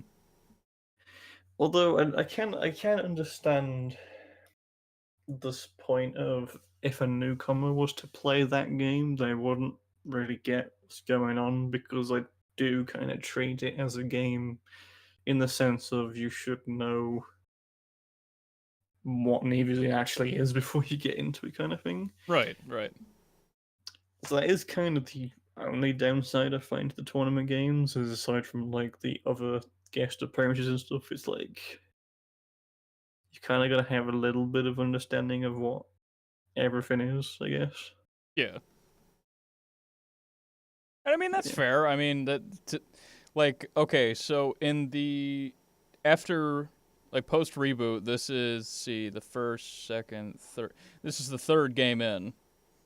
Third, but first completely non-canon Okay. game. But third game overall. Mhm. And that's just after reboot. So I mean, I think it's I think it's fair to assume that they should have at that point some, knowledge of characters and it's whatnot. kind of a strange thing, because the current reboot is kind of going for a bit of a strange, messy phase, I guess. Not to a bad extent, but because I did update Bonzi Hunters a tad, so that somehow had its new design, some of the dialogue got changed, and Tournament DX is also treading on the part of the beginnings remake that I am planning on.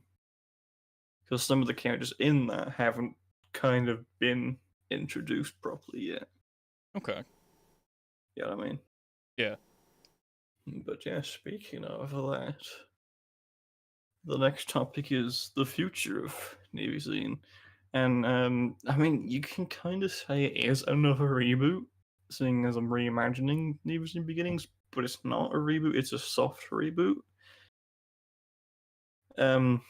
Pretty much a soft reboot is like you're taking what you have done, but you're not entirely rebooting it, you know what I mean? Yeah. It's like parts are changing kind of thing for the better. Okay. And I feel like I'm at a stage in the series where I can do it safely. If I was like near the end of the series and I decided, fuck it, I'm gonna remake the first game, then there'd be complications because I need to consider every single lore detail ever. Right. Since there's only beginnings and Bonzi Hunters in the series at the moment, making the lore is easier, at the same time tricky. I got you. Although I do have a couple of other smaller games in the planning, which I think I'm going to make first because I don't think I'm ready to make the reimagining just yet, because I'm still working on the story and figuring out what I want to do for it. But what I want to make won't really affect too much lore, I guess, or implications on issues and that kind of stuff, you know what I mean? Yeah. How many games? I've got about Who's Helping You in this soft. It's not a soft remake.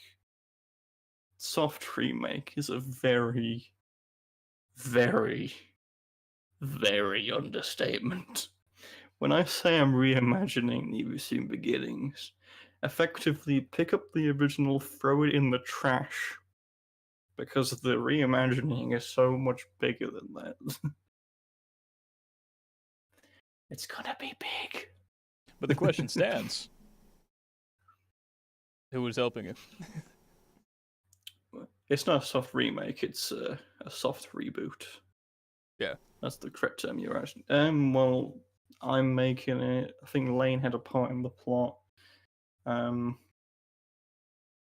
think Lucy's helping it a little bit, because pretty much what I want to do is I'm doing the whole chapter thing again, but taking inspiration from Persona 5. This time around, there's going to be more emphasis on focusing on specific characters, more chapters, a better story, a better overarching story for that fact. But each chapter will focus on a specific character. So, say, like, chapter 1 is about me, and another one, then chapter 2 would be like about Lucy and her issues, that kind of thing. And so I'm getting specific people to help with their specific arcs. Okay. So yeah. Cool. There's not a whole lot I can like enclose on that game because it's all planning, but like things will be different, I guess. Like there will be like world changes, but not to a heavy degree kind of thing. But it's a project that's under the rug because I want to be ready for it and get to a point where I know that I can start making it. Because the original beginnings had 4 chapters, this one has about 7. All right. Yeah, that's a bit more. And there's like 7 chapters that are probably going to be of equal length, so a couple hours each. And I Okay. plan to release the game in chapters. Not like a Bendy and the Ink Machine kind of deal, but like it updates as it goes along. Chapter 1 will come out first, and then the game will update, so it'll be chapter 1 and 2, and so on and so forth, you know what I mean? Okay, I gotcha. So it's going to be a bit challenging to do if people start recording it. Chapter 1, Jeff's gonna die. Who knows if Jeff's gonna be in it? Because technically Bonzi Hunters was his introduction. But yeah, it's gonna be... It is probably gonna be my biggest game yet. And I want to make it right. I mean, that's fair. It's better to take your time on it, you know? I've got some pretty good ideas, especially for Lydia's arc. I have a pretty good idea for... it's pretty much... Think of what I did for the original beginnings. Okay. It's going to be something like that, but to a completely different kind of degree, a different feel, different theming, but it's going to be quite dark. Cool. And maybe a bit psychological and stuff. And I like dark and psychological. Chapter 2, Psycho, the Small Bean Rising. I can say she's not a main party character, but she might appear as a side character. Yes. Maybe I can't say a whole arc. I mean, I can, I guess, but you know, don't want to spoil much. But aside from like the reimagining of beginnings, I have, like I mentioned, a couple of other projects that I want to do because Tournament DX wasn't going to be the next game. It was going to be the beginnings reimagining until I decided to make that.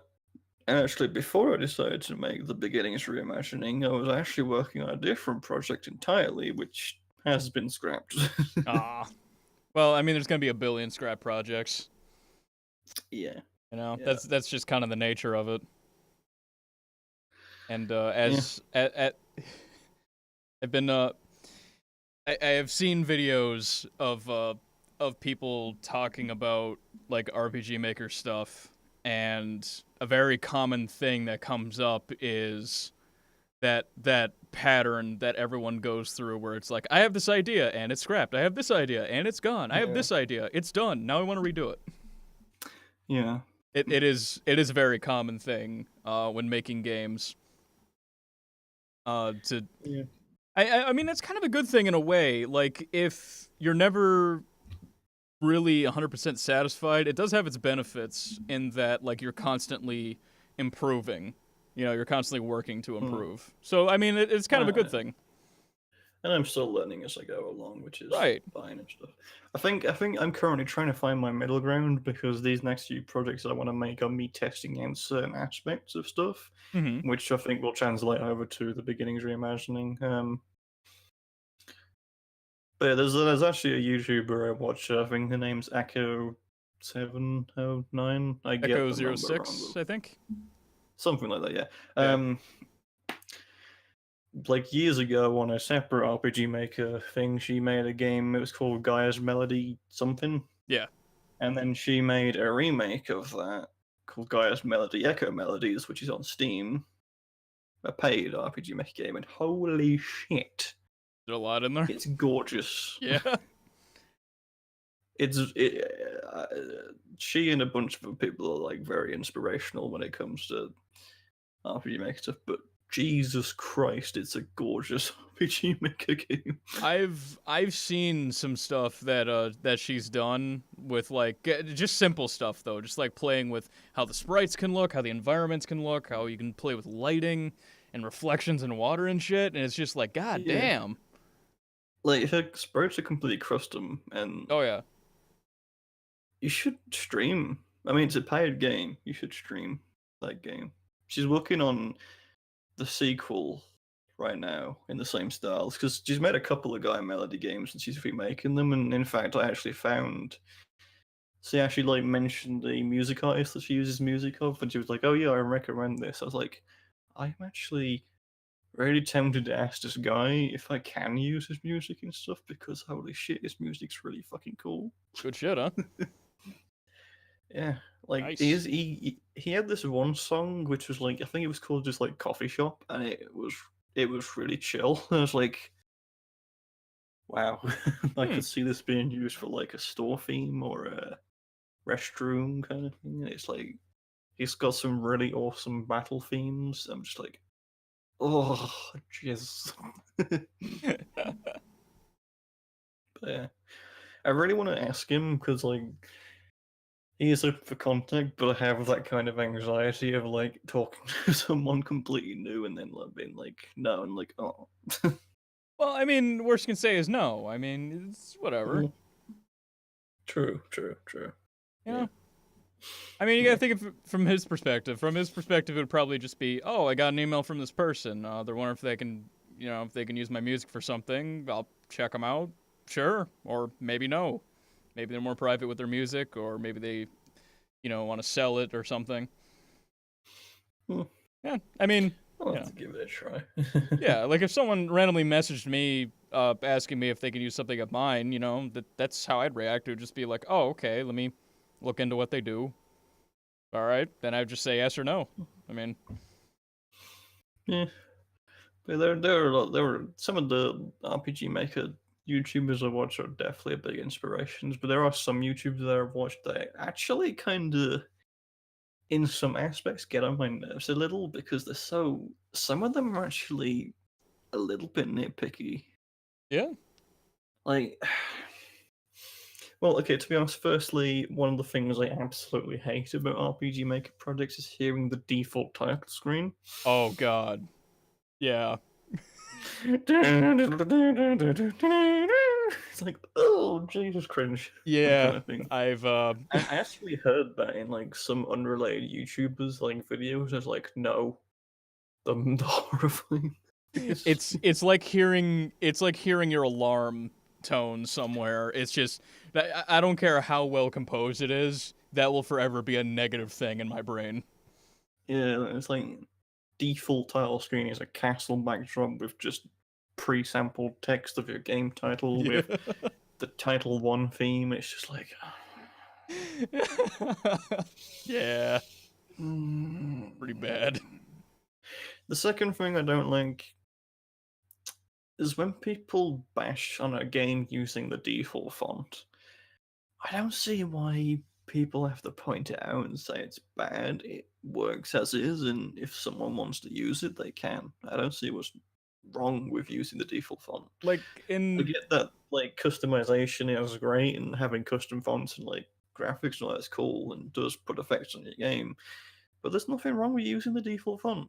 Yeah, I mean the default font in RPG Maker is not bad. It's not like Comic Sans or anything. It's just kind of it's pretty generic looking font. There's one YouTuber who does look at some like games. They do like basic kind of. Let's take a look at RPG Maker games. Like the first thing he'll ever point is like, "Oh, default font. Should probably change that." Like, what if he doesn't want to change it? What if he wants to use the default font? He can. It's his game. It's a weird. Like I don't know. If I were judging a game, the only time I would judge its font is if it were out of place or unreadable.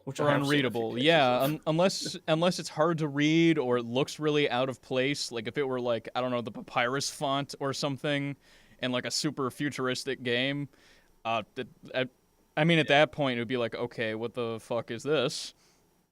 It's kind of why we're like, YouTubers like Echo more because she kind of hammers the point in of like, if you're making a game in RPG Maker, make it your game. Do it Yeah. how you want to make it. Yeah, she's and really you'll sweet learn too. from I've seen it. a few of her videos. Yeah, she has a really nice voice. She does. Like, dude, a she very should. anime voice as well. She does. Like, if she's not already voice acting, she should be. I think she did. I don't know. I think one of her games had fully voice acting, or it could be wrong. I don't remember. But yeah, Guy's Melody, good series, go play. Go play. I mean, it costs, but yeah. How much is the game? I think it was about £8. Oh, that's not bad. That's like $10. A little more. Yeah. A little bit. That's not bad. Yeah. All right. So the last thing we had on here was kind of an optional one of what is next. If you feel like announcing anything.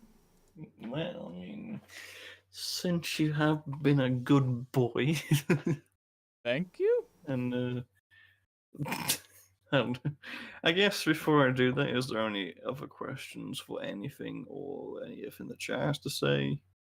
Well, let's see. The last joke that Arthur put was Chapter 3. Is this canon yet? Chapter 4. A pillow and the fucking giant dragon.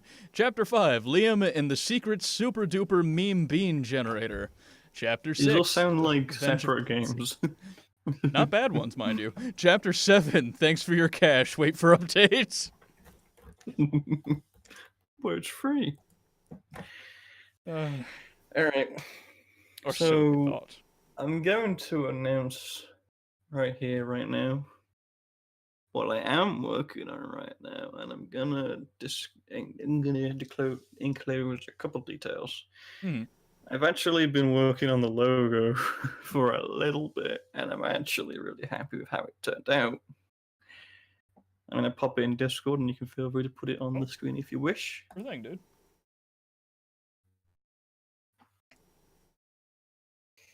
Ooh. Ooh, I like that.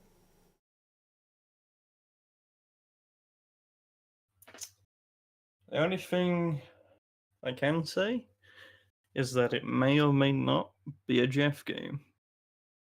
Yes. Possibly. Possible excitement! Hypothetical hype! Hypothetical hype. I actually like that. It's hypothetical. Alright, so let me replace this with logo. Oh, why didn't I just make the title a bunch of ones? Damn it, I found it faster. Why am I stupid? Why was I born dumb? Meh. Yeah. I'm really happy with how the logo turned out. Yeah, it looks really good. By the way, incidentally, if you guys hadn't already noticed in the little slideshow down there, Liam does commission these kinds of graphics. And Please, can someone commission me? I just need £5 so I can pre-order Spyro. so you can what? So I can pre-order Spyro. I mean, I'm probably going to put like 25 quid next time I get paid on my account, and because I got 10 quid today from helping out this week. Yeah. I could pre-order it, but like, if anyone just commissions me cheaply, then like that could help. Yeah, your commissions are very fairly priced considering like what the logos look like in the out. Like, all right, for example, I'm sorry, but I'm gonna show this off real quick. All right, so a couple examples of stuff that Liam has done for me would be the Vast pre-show. So yeah, there's this. Let's see, the Vast overlay here. Then we got the show starts soon thing. Got, well, these are more simplistic, but you know, that's what I ordered. 4x3 game overlay. Then we got the normal stream overlay. Yeah. So yeah. Now I need to find Hangout of Doom again. There it is. I forgot what I was. The only thing I will say about NiviXien and Wild Adventure, which went through multiple names actually, Yeah. for a settled name. While it may or may not be a Jeff game, it might not just be about Jeff as well. So I don't know if I like that direction. it's gotta be 100% Jeff or bust. Oh yeah, all characters must be me. All bonus characters must also be me. All minor and major enemies, different variations of me. Just different sizes, all the same sprite. It's still in early production, but I have the gist down for the most part, and I think you'll like it. Yeah. I'm already liking the logo. Yeah. Jeff is both main character and final boss is Jeff. The title, Jeff fucking kills himself. You know what? That would actually be a good shocker title for a game where, like, I was the final... Like, there's, like, a clone of me or something that was the final boss. Jeff fucking kills himself. I gotta fund this. I gotta fund this just for the title. Oh my god. Jeff kills himself. Can you tell I didn't sleep too well? Oh, Christ. But yeah, that looks good. That looks really good. Alright, so with that, is that all you'd like to announce? Pretty much, yeah. Alright, so we got a bit of a choice here since we're just over 2 hours. We can either end the show here, or we can do some Mad Libs. That's up to you. No, completely up to you, I'll let dude. You decide. I'm not good with decisions.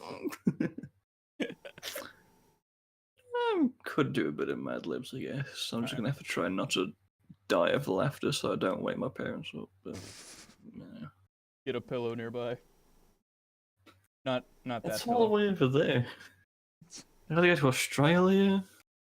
Australia.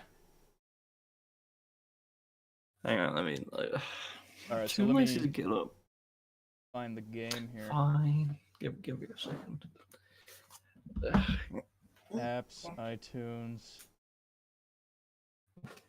Hey.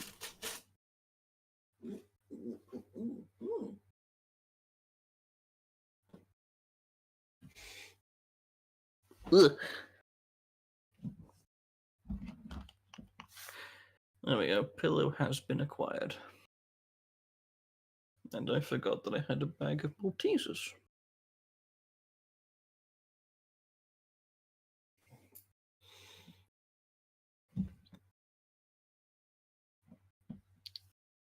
Ah, there we are. Alright, so let me switch over to Jeff fucking kills himself, the ultimate suicide. Nah, no subtitle, just Jeff fucking kills himself. Be a great game. So I've started getting back into watching like Minecraft videos, and lately, like, some videos that pop up my feed are like, how to make a portal to the sun dimension, no mods, which are like all fucking clickbait video kind of things. I really want to make how to make a portal to the clickbait dimension. Alright, let's see. What could be funny here? Ooh. I'm just looking at categories right now. Are you gonna share screen or no? Oh, I will. Alright. I'm just looking at a couple here.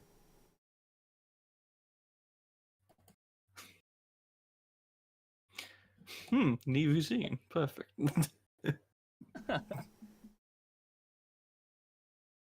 Oh, alright. I clicked on children's Mad Libs just because I thought, you know, usually when it's something innocent and you throw in like really fucked up words in there, it's a lot funnier. But it was children's as in like there's only 4 blanks. So fuck that. That's not gonna be funny at all. Oh. Let's see.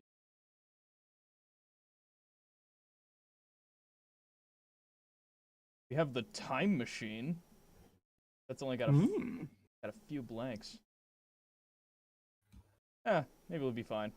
Yeah, we'll try the time machine. All right, so let me see screens. Share you. Okay. Okay. All right, so this is gonna work the same way it's worked in the past. It's gonna be, I'll pick the first one, Liam will pick the second, then chat, whoever is left, which I think is just Arthur at this point. I could be wrong, because, you know, Twitch does not really update people in the chat. Then it'll be chat to pick the third, and so forth. So first one is animal. I'm going to say, what's a good animal?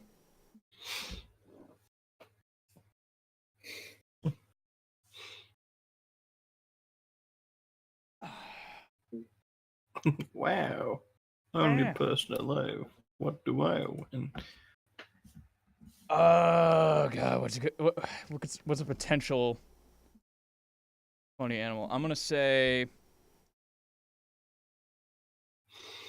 Bug Boy the guy says narwhal. Narwhal. Narwhals, if I haven't said narwhals that swimming right. in the ocean, make it. I was gonna say spined Hugh Grant eater, but I can do narwhal. I'm gonna say gnarly narwhal, Gnarly.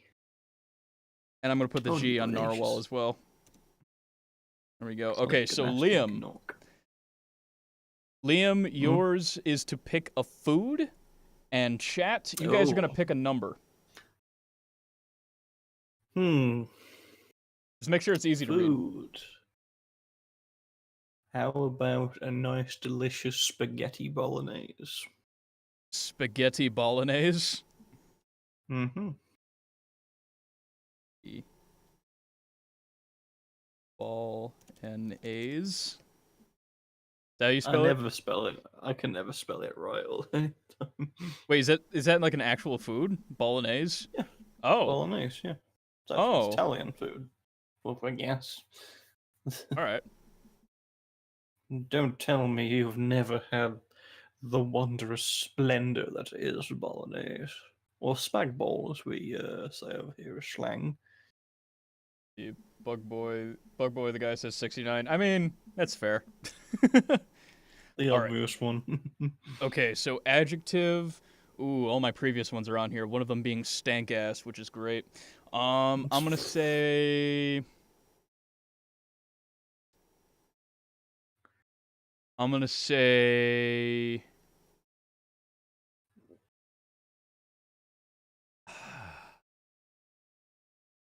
I'm gonna say moist, just because that makes a lot of people uncomfortable.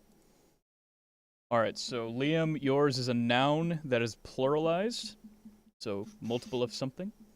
And chat, your next thing is a noun, any noun. Let's see. I will accept proper nouns. I'm just gonna get a list up, because, yeah.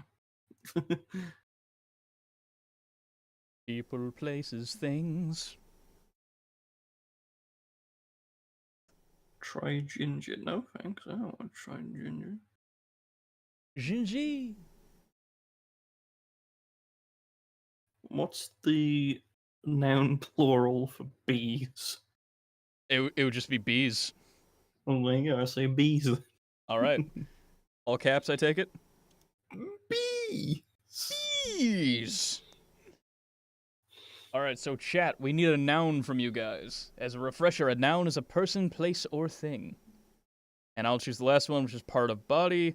Ooh, I would get that one. I'm going to say... The schlong. Close. The grundle.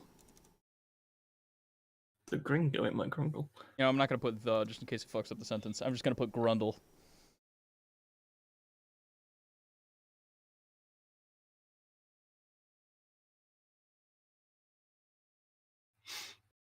Let's see. Sitting and waiting. Waiting. Sitting and waiting, waiting and sitting. Raunchy butts. Well, it needs to be singular, so let's just put Raunchy butt? We'll put raunchy butt. Raunchy butt. All right, let's see what madness this time machine story has for us. The Time Machine. Having invented a time machine and tested it by sending Charles the Gnarly Narwhal 1 minute into the future, Steve wondered where to go first. After much thought and a spaghetti bolognese sandwich, he decided 69 minutes forward would be more interesting.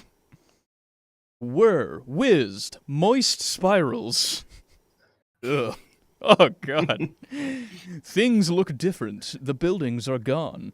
There is only grass and trees and bees! And a gnarly narwhal, wearing dark glasses. Knowing nothing of this time period, Steve approaches. Can we get fan art of a gnarly narwhal wearing dark glasses? Gnarly!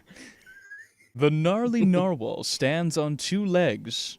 That it grew, apparently, holds up a laser raunchy butt, and shoots Henry in the grundle. Oh, what a dick. His family will eat well. Humans are scarce in these parts. You hunt humans by shooting them in the taint? Fuck this narwhal. Not just the taint, but with a raunchy butt. Shoots butt lasers at your taint? That's not cool. It's not cool at all. Fuck that. All right, so I'm gonna go ahead and save that. Open up Paint. Waters, sleepy waters, with my stinky taint tonight. Oh crap! Forgot the fucking wow. I screen shared with you, but not them, motherfucker.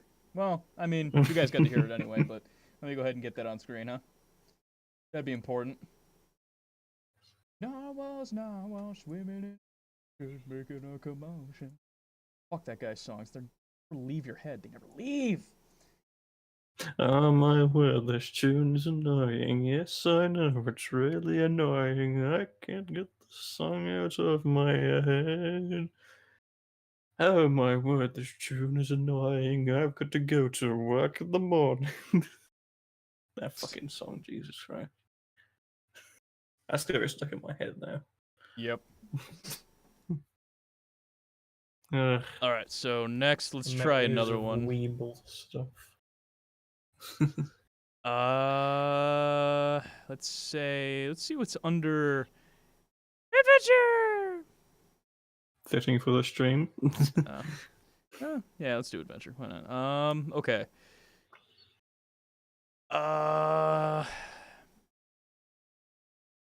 Bit of camping. I think read any of this. It's very blurry on my end. Have you heard the Assumption song? Oh, dude, that's a classic. Yeah.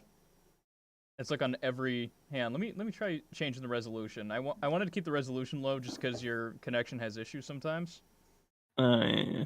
But let me see if it'll handle this okay. I did earlier, so.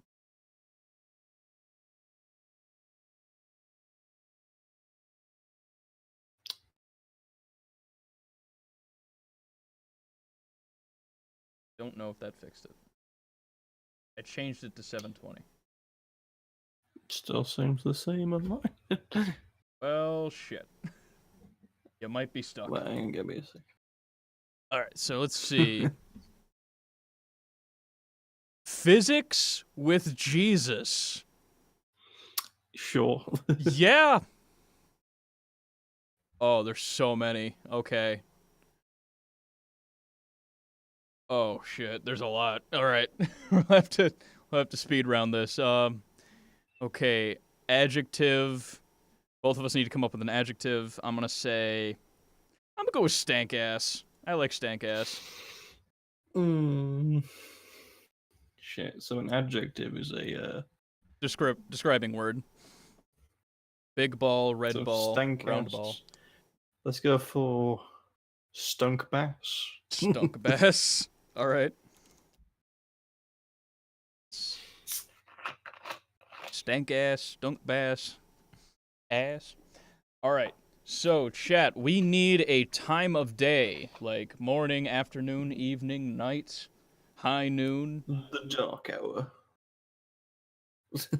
I know I can't pick 7:37. that, but there we The go. dark.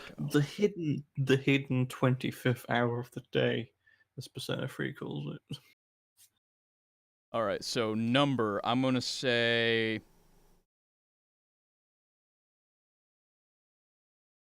I'm going to say 47. The 6:66 a.m. All right. 6. Is that even possible? It is not. But whatever. It's evil because it's morning. It's satanic. Because it's morning. Say satanic. Say satanic. All right, so we need a noun from you, Liam. In chat, we need a verb that is past tense. So, like, ran or, See, verb is through? like the only one that I remember because, like, I don't know, it's like the easiest of the words to remember the thing of. Yeah. So yeah, noun. What to go with? Jeff.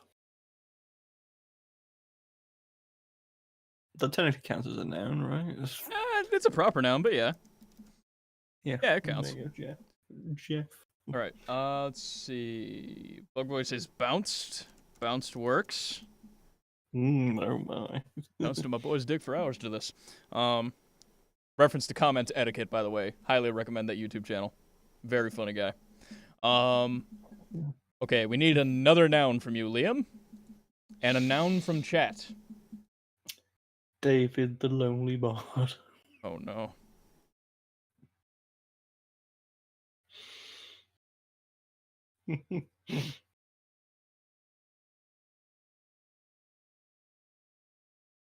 All right, and I gotta come up with a color. Ooh, with a U. Gross. I know, Jeff. No. It is the correct way.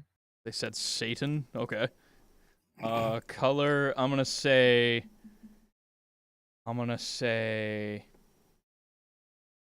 Oh, that does remind me though. There's a line in Rango. It's like one of the characters like says to one of the villains, "Go to hell," and then he just responds with, "That's where I came from." It's like, oh my god, that's amazing. The Edge. Where do you think I came from? I'm gonna say dank green for the color. All right, so Liam, an adjective, and chat, an emotion that ends in ed, such as shocked. Fucked. I mean, technically.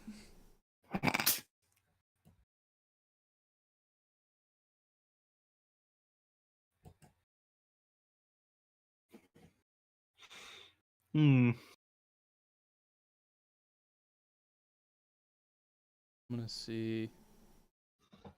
I'm gonna say for oh god.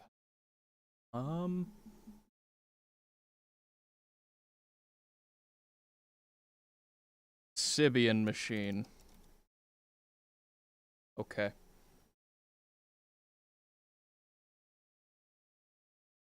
Okay, so do you have an adjective, good sir?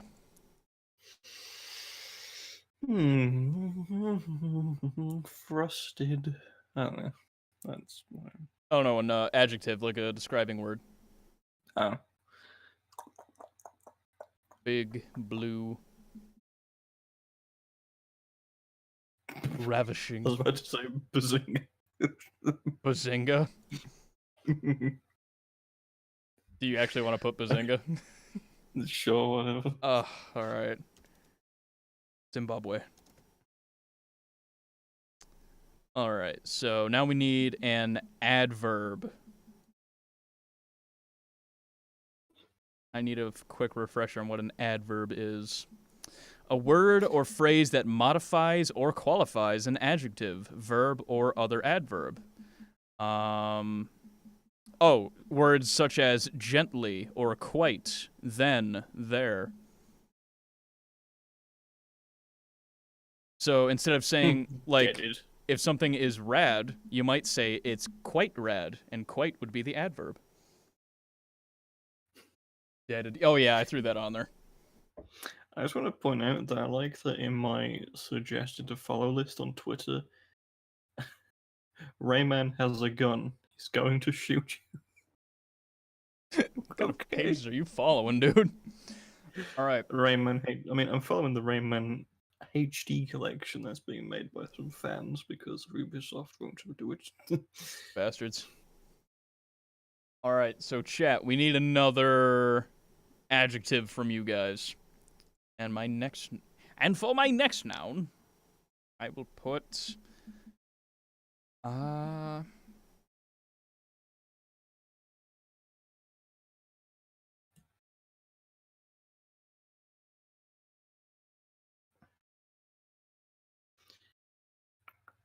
trash can So I'm gonna go for an adjective for me.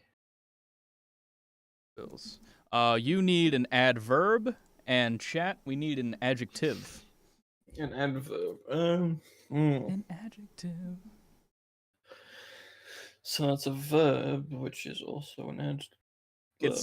It's something like if the adjective is sweet, you might say it's quite sweet, pretty sweet. You know what I mean? Ew, they put damp. Or very. Extremely. Cheerfully. Cheerfully. That's when that came to mind. That works. Oh god, I hope. Stank-acidly. Stank-acidly? Do you want to change your answer? Yeah, okay. Stank-acidly. Jesus Christ. Okay. Next, I need a noun from you, Liam, and a liquid from chat. Any liquid. Lame. Ew. Oh, my bad. I thought you were saying as a liquid. I was like, wait, ew. Liquefied. Liquefied ladies. Liquid Game Grumps. Liquikins! Liquid Game Grumps. Stick it up your butthole. Good old game groups. Alright, so I got an adjective. I'm gonna put... Dennis the Menace. I was playing Gravity Rush 2 a couple of days ago. Just part of me had to start watching the Mickey Mousecapade episode, and like the first second fucking gets me. Come on, game developers, what are you thinking? Like as soon as he says like Mickey Mouse, just I fucking Mickey Mouse. Mickey Mouse. Mickey Mouse. Why is Minnie always getting captured and beat up on? What a bitch. Bitch. Bitch. And All Mickey, you save his bitch. All What right. is he the rush for? Is he the police? That whole fucking episode is... You know what? I have to watch that later now. Damn it. All right, so Watch it together. I need an emotion from you, Liam. And chat, I need... How about fucking broke down laughing so much that it exploded into a confetti of laughter? I'm gonna put ruffle mow. XD, uwu. I'm gonna put ruffle mountainous.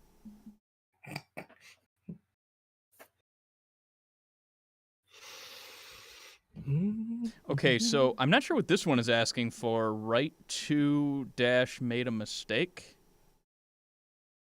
Oh, right 2. Okay, I'll put 2. All right, whatever. All right, so they fucked up when they made this. All right, so chat, we need a noun that is pluralized. So a multiple of something, like bees or balls or bitches. Bitch. I got bitches. You know what? I'm just going to play that real quick. I got You need 2 of them, so I need to pick one as well. Okay, wait, what? There's two of them, is there? So I'm gonna pick one as well. Or what? Yeah. And for my emotion, I will put... Let's go with Papa Bears. Papa Bears. To be honest, I'm just looking at my Discord friends list and just picking out things. Oh, so that must have been David then. Yeah. Alright, so we just need a plural noun from chat. Oh my god, there's so many of these. This better be a good one. Yeah, this better be good. The last one was kind of okay. It was alright. That reminds me, did I... Nincompoops. Your nincompoops. Oh, did they put that? Says, yeah. Alright, cool. Let me write that in a sec. I'm just posting... Mr. Bug Boy the guy. So is he a boy or a guy? Wait. Possibly a bug. Or neither. He's a bee in disguise. Nincompoops. Yo, nincompoops. Yo, boob! Yes. You better not be in my basement. Alright, so... Okay, so Liam, best or worst? Or a similar word?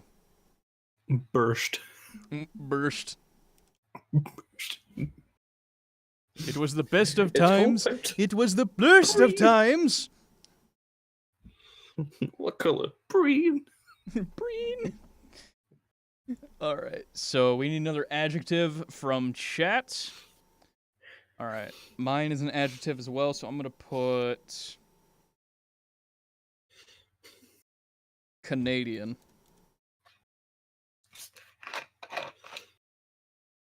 Alright.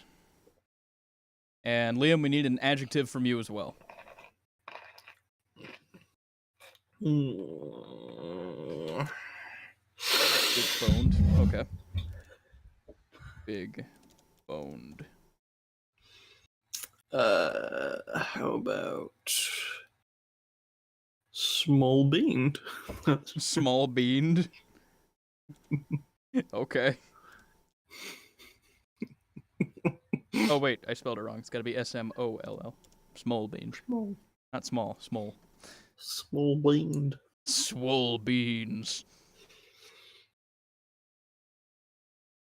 You just have like... You have like some kind of fucking bodybuilder that's wearing like all this cutesy Hello Kitty shit. Swole bean. Ooh. Ah, Christ. Okay, so verb past tense. I'm gonna put fucking deleted. Okay, Liam, I need an adjective, and chat, I need an adjective. And then I need to put an adjective. There's a lot of adjectives. Adjective. Wool.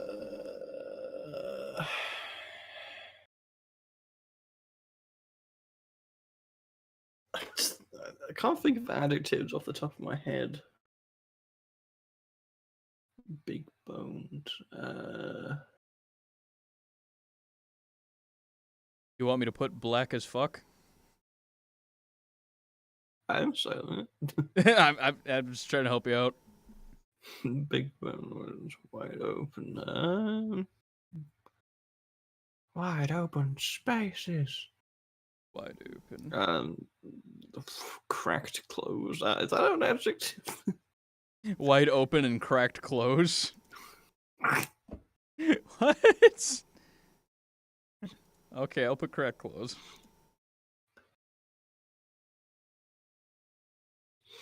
I'm not good with words. It's all Clearly. good. God, there's so many. I might just speed run this. I don't know. Welcome to Jeff Speedruns Mad Libs. Jeff, I might. Okay, this one is going on for a very long time, so I'm gonna speed run the rest of these if you guys don't mind. So Okay. Location, dat ass. Verb, past tense. Annihilated. Fasted. Noun, plural, bears. Location, that other ass. Number, 17. Color, Green. yeah, you know what? I'm gonna put breen. I was gonna put blurple, but breen. What color? Green. Emotion, DTF. Bug boy says we need meaty as an adjective. Meaty as an adjective? I'll put that there. Meaty. Mm-hmm. Yeah, I put DTF as an emotion. Down to fuck. Alright, so flavor, Flavor Town. bootylicious. Flavor Town. Flavor Town. That needs to be a location. Do we have another location? I'm gonna put Flavor Town for that last one. Let's see. Number 74. Noun, plural. Pengoos. Noun, plural. Steak knives. 'Cause that'll go well. Mr. or Mrs. Unspecified gender. Both. Teacher's name.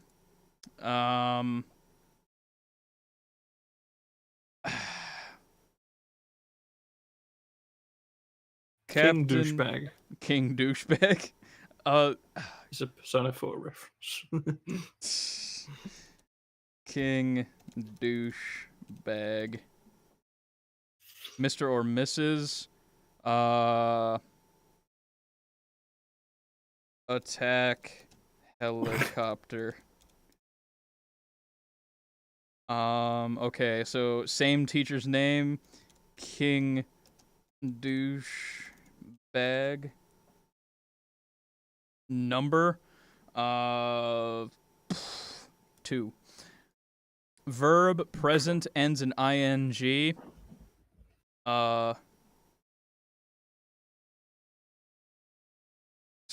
Stanking. Mr. or Mrs. I'll be straight with this one. Mr.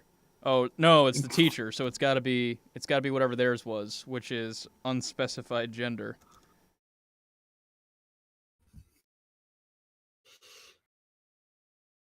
King Douchebag. Verb past tense. I'm gonna say Canadian. Canadian. They Canadianed all over the place.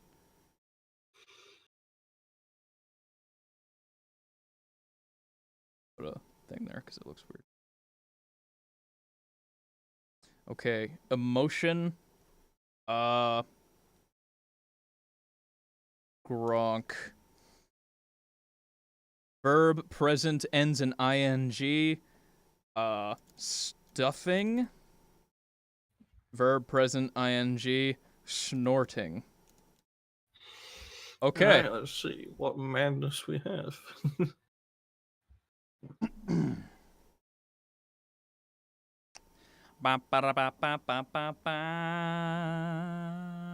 It's loading. Still loading. There we go. Oh, God. Okay. This was a big one. This is a big one. I forgot it was called Physics with Jesus. Yeah, I did too. I forgot what the topic was.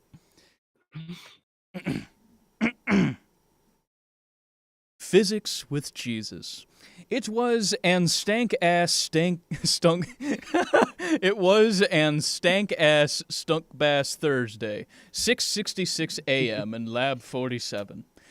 Everyone was waiting for Mr. Lamb to arrive.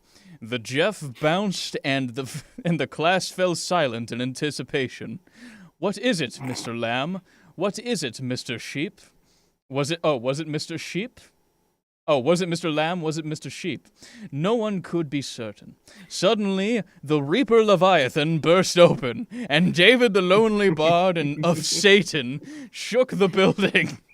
You know, that kind of makes sense.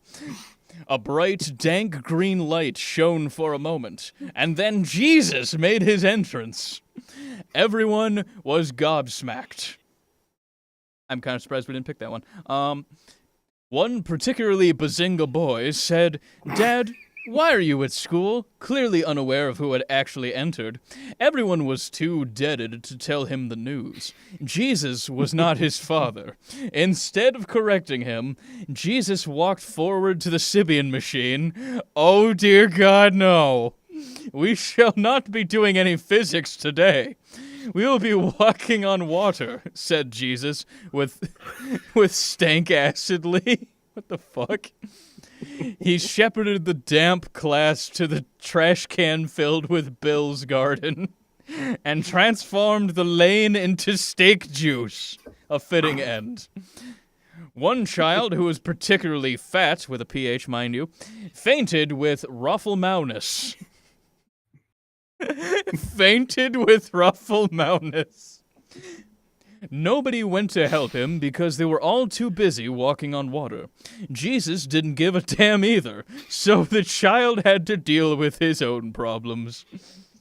Jesus then turned to the nincompoops in the garden and turned them into Christian Papa Bears by winking at them. The kids cried with Angie Pants. This is the Borst physics lesson. This is the Borst physics lesson ever, one girl said through her hysterical tears. Jesus laughed. "You are all big-boned and Canadian." He said, small-beaned. Everyone fucking deleted. Okay, so to run that by you guys again. All right, so Jesus laughs and says, "You are all big-boned and Canadian." He said, small-beaned, and then everyone just fucking disappears.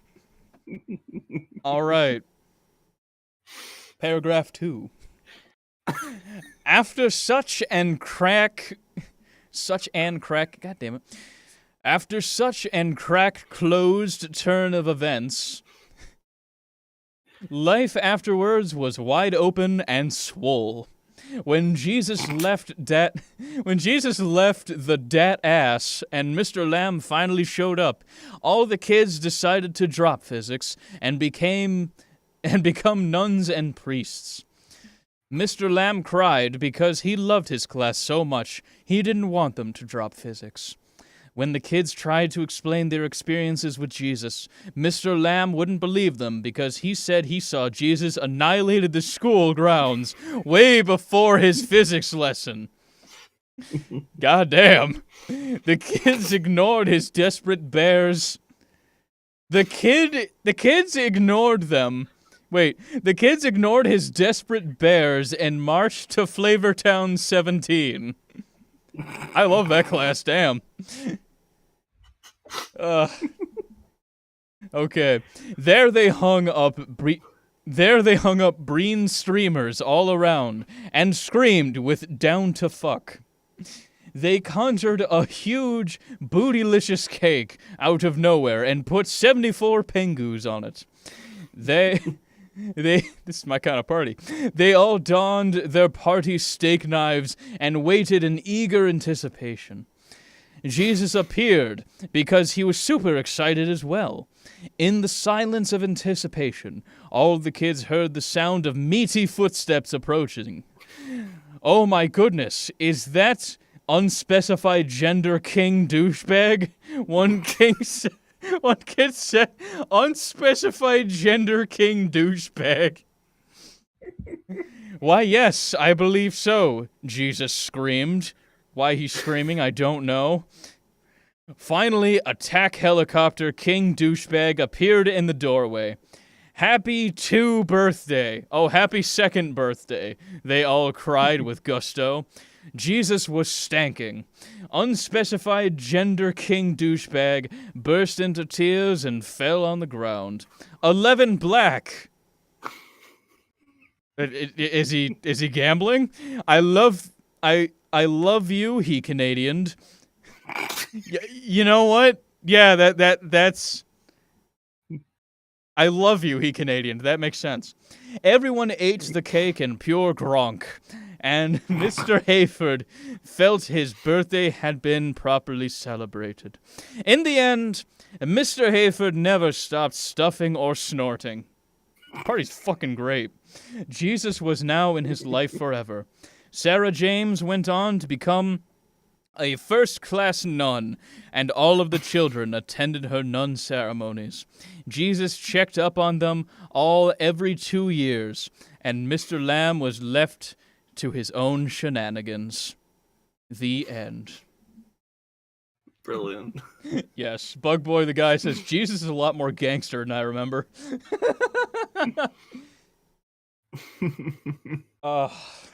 Okay, so that was physics with Jesus. I'm gonna screen cap. Oh, I don't even know if I can. I gotta zoom out. Zoom out. Numero uno. It's not letting me zoom out. Let me zoom out. Wow, he looked like a penis.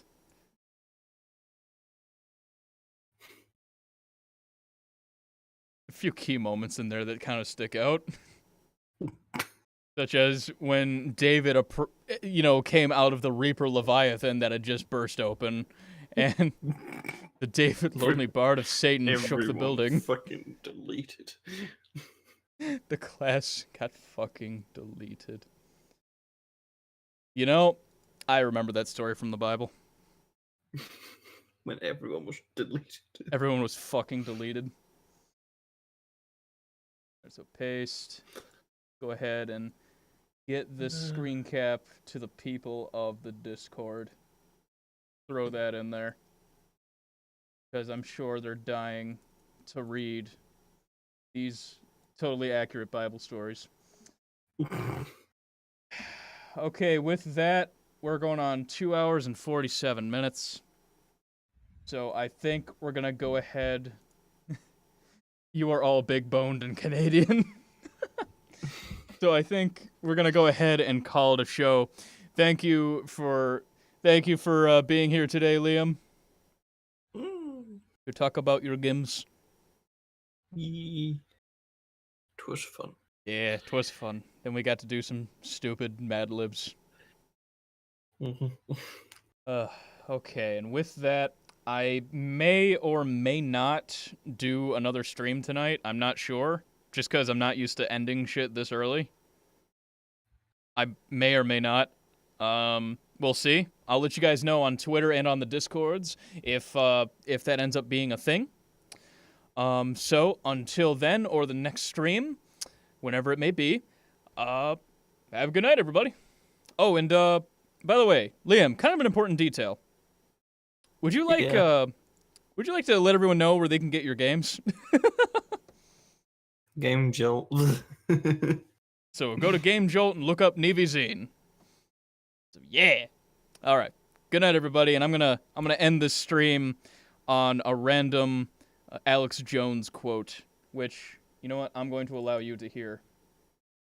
I will allow you to hear this Alex Jones quote. Okay, there we go. Okay. All right. Switch on over. Change windows. Deck. Okay. All right. We'll end the stream on this. What do I do, Lord? Destroy the child. Corrupt them all. Okay. Good night, everybody. Newt. Newt.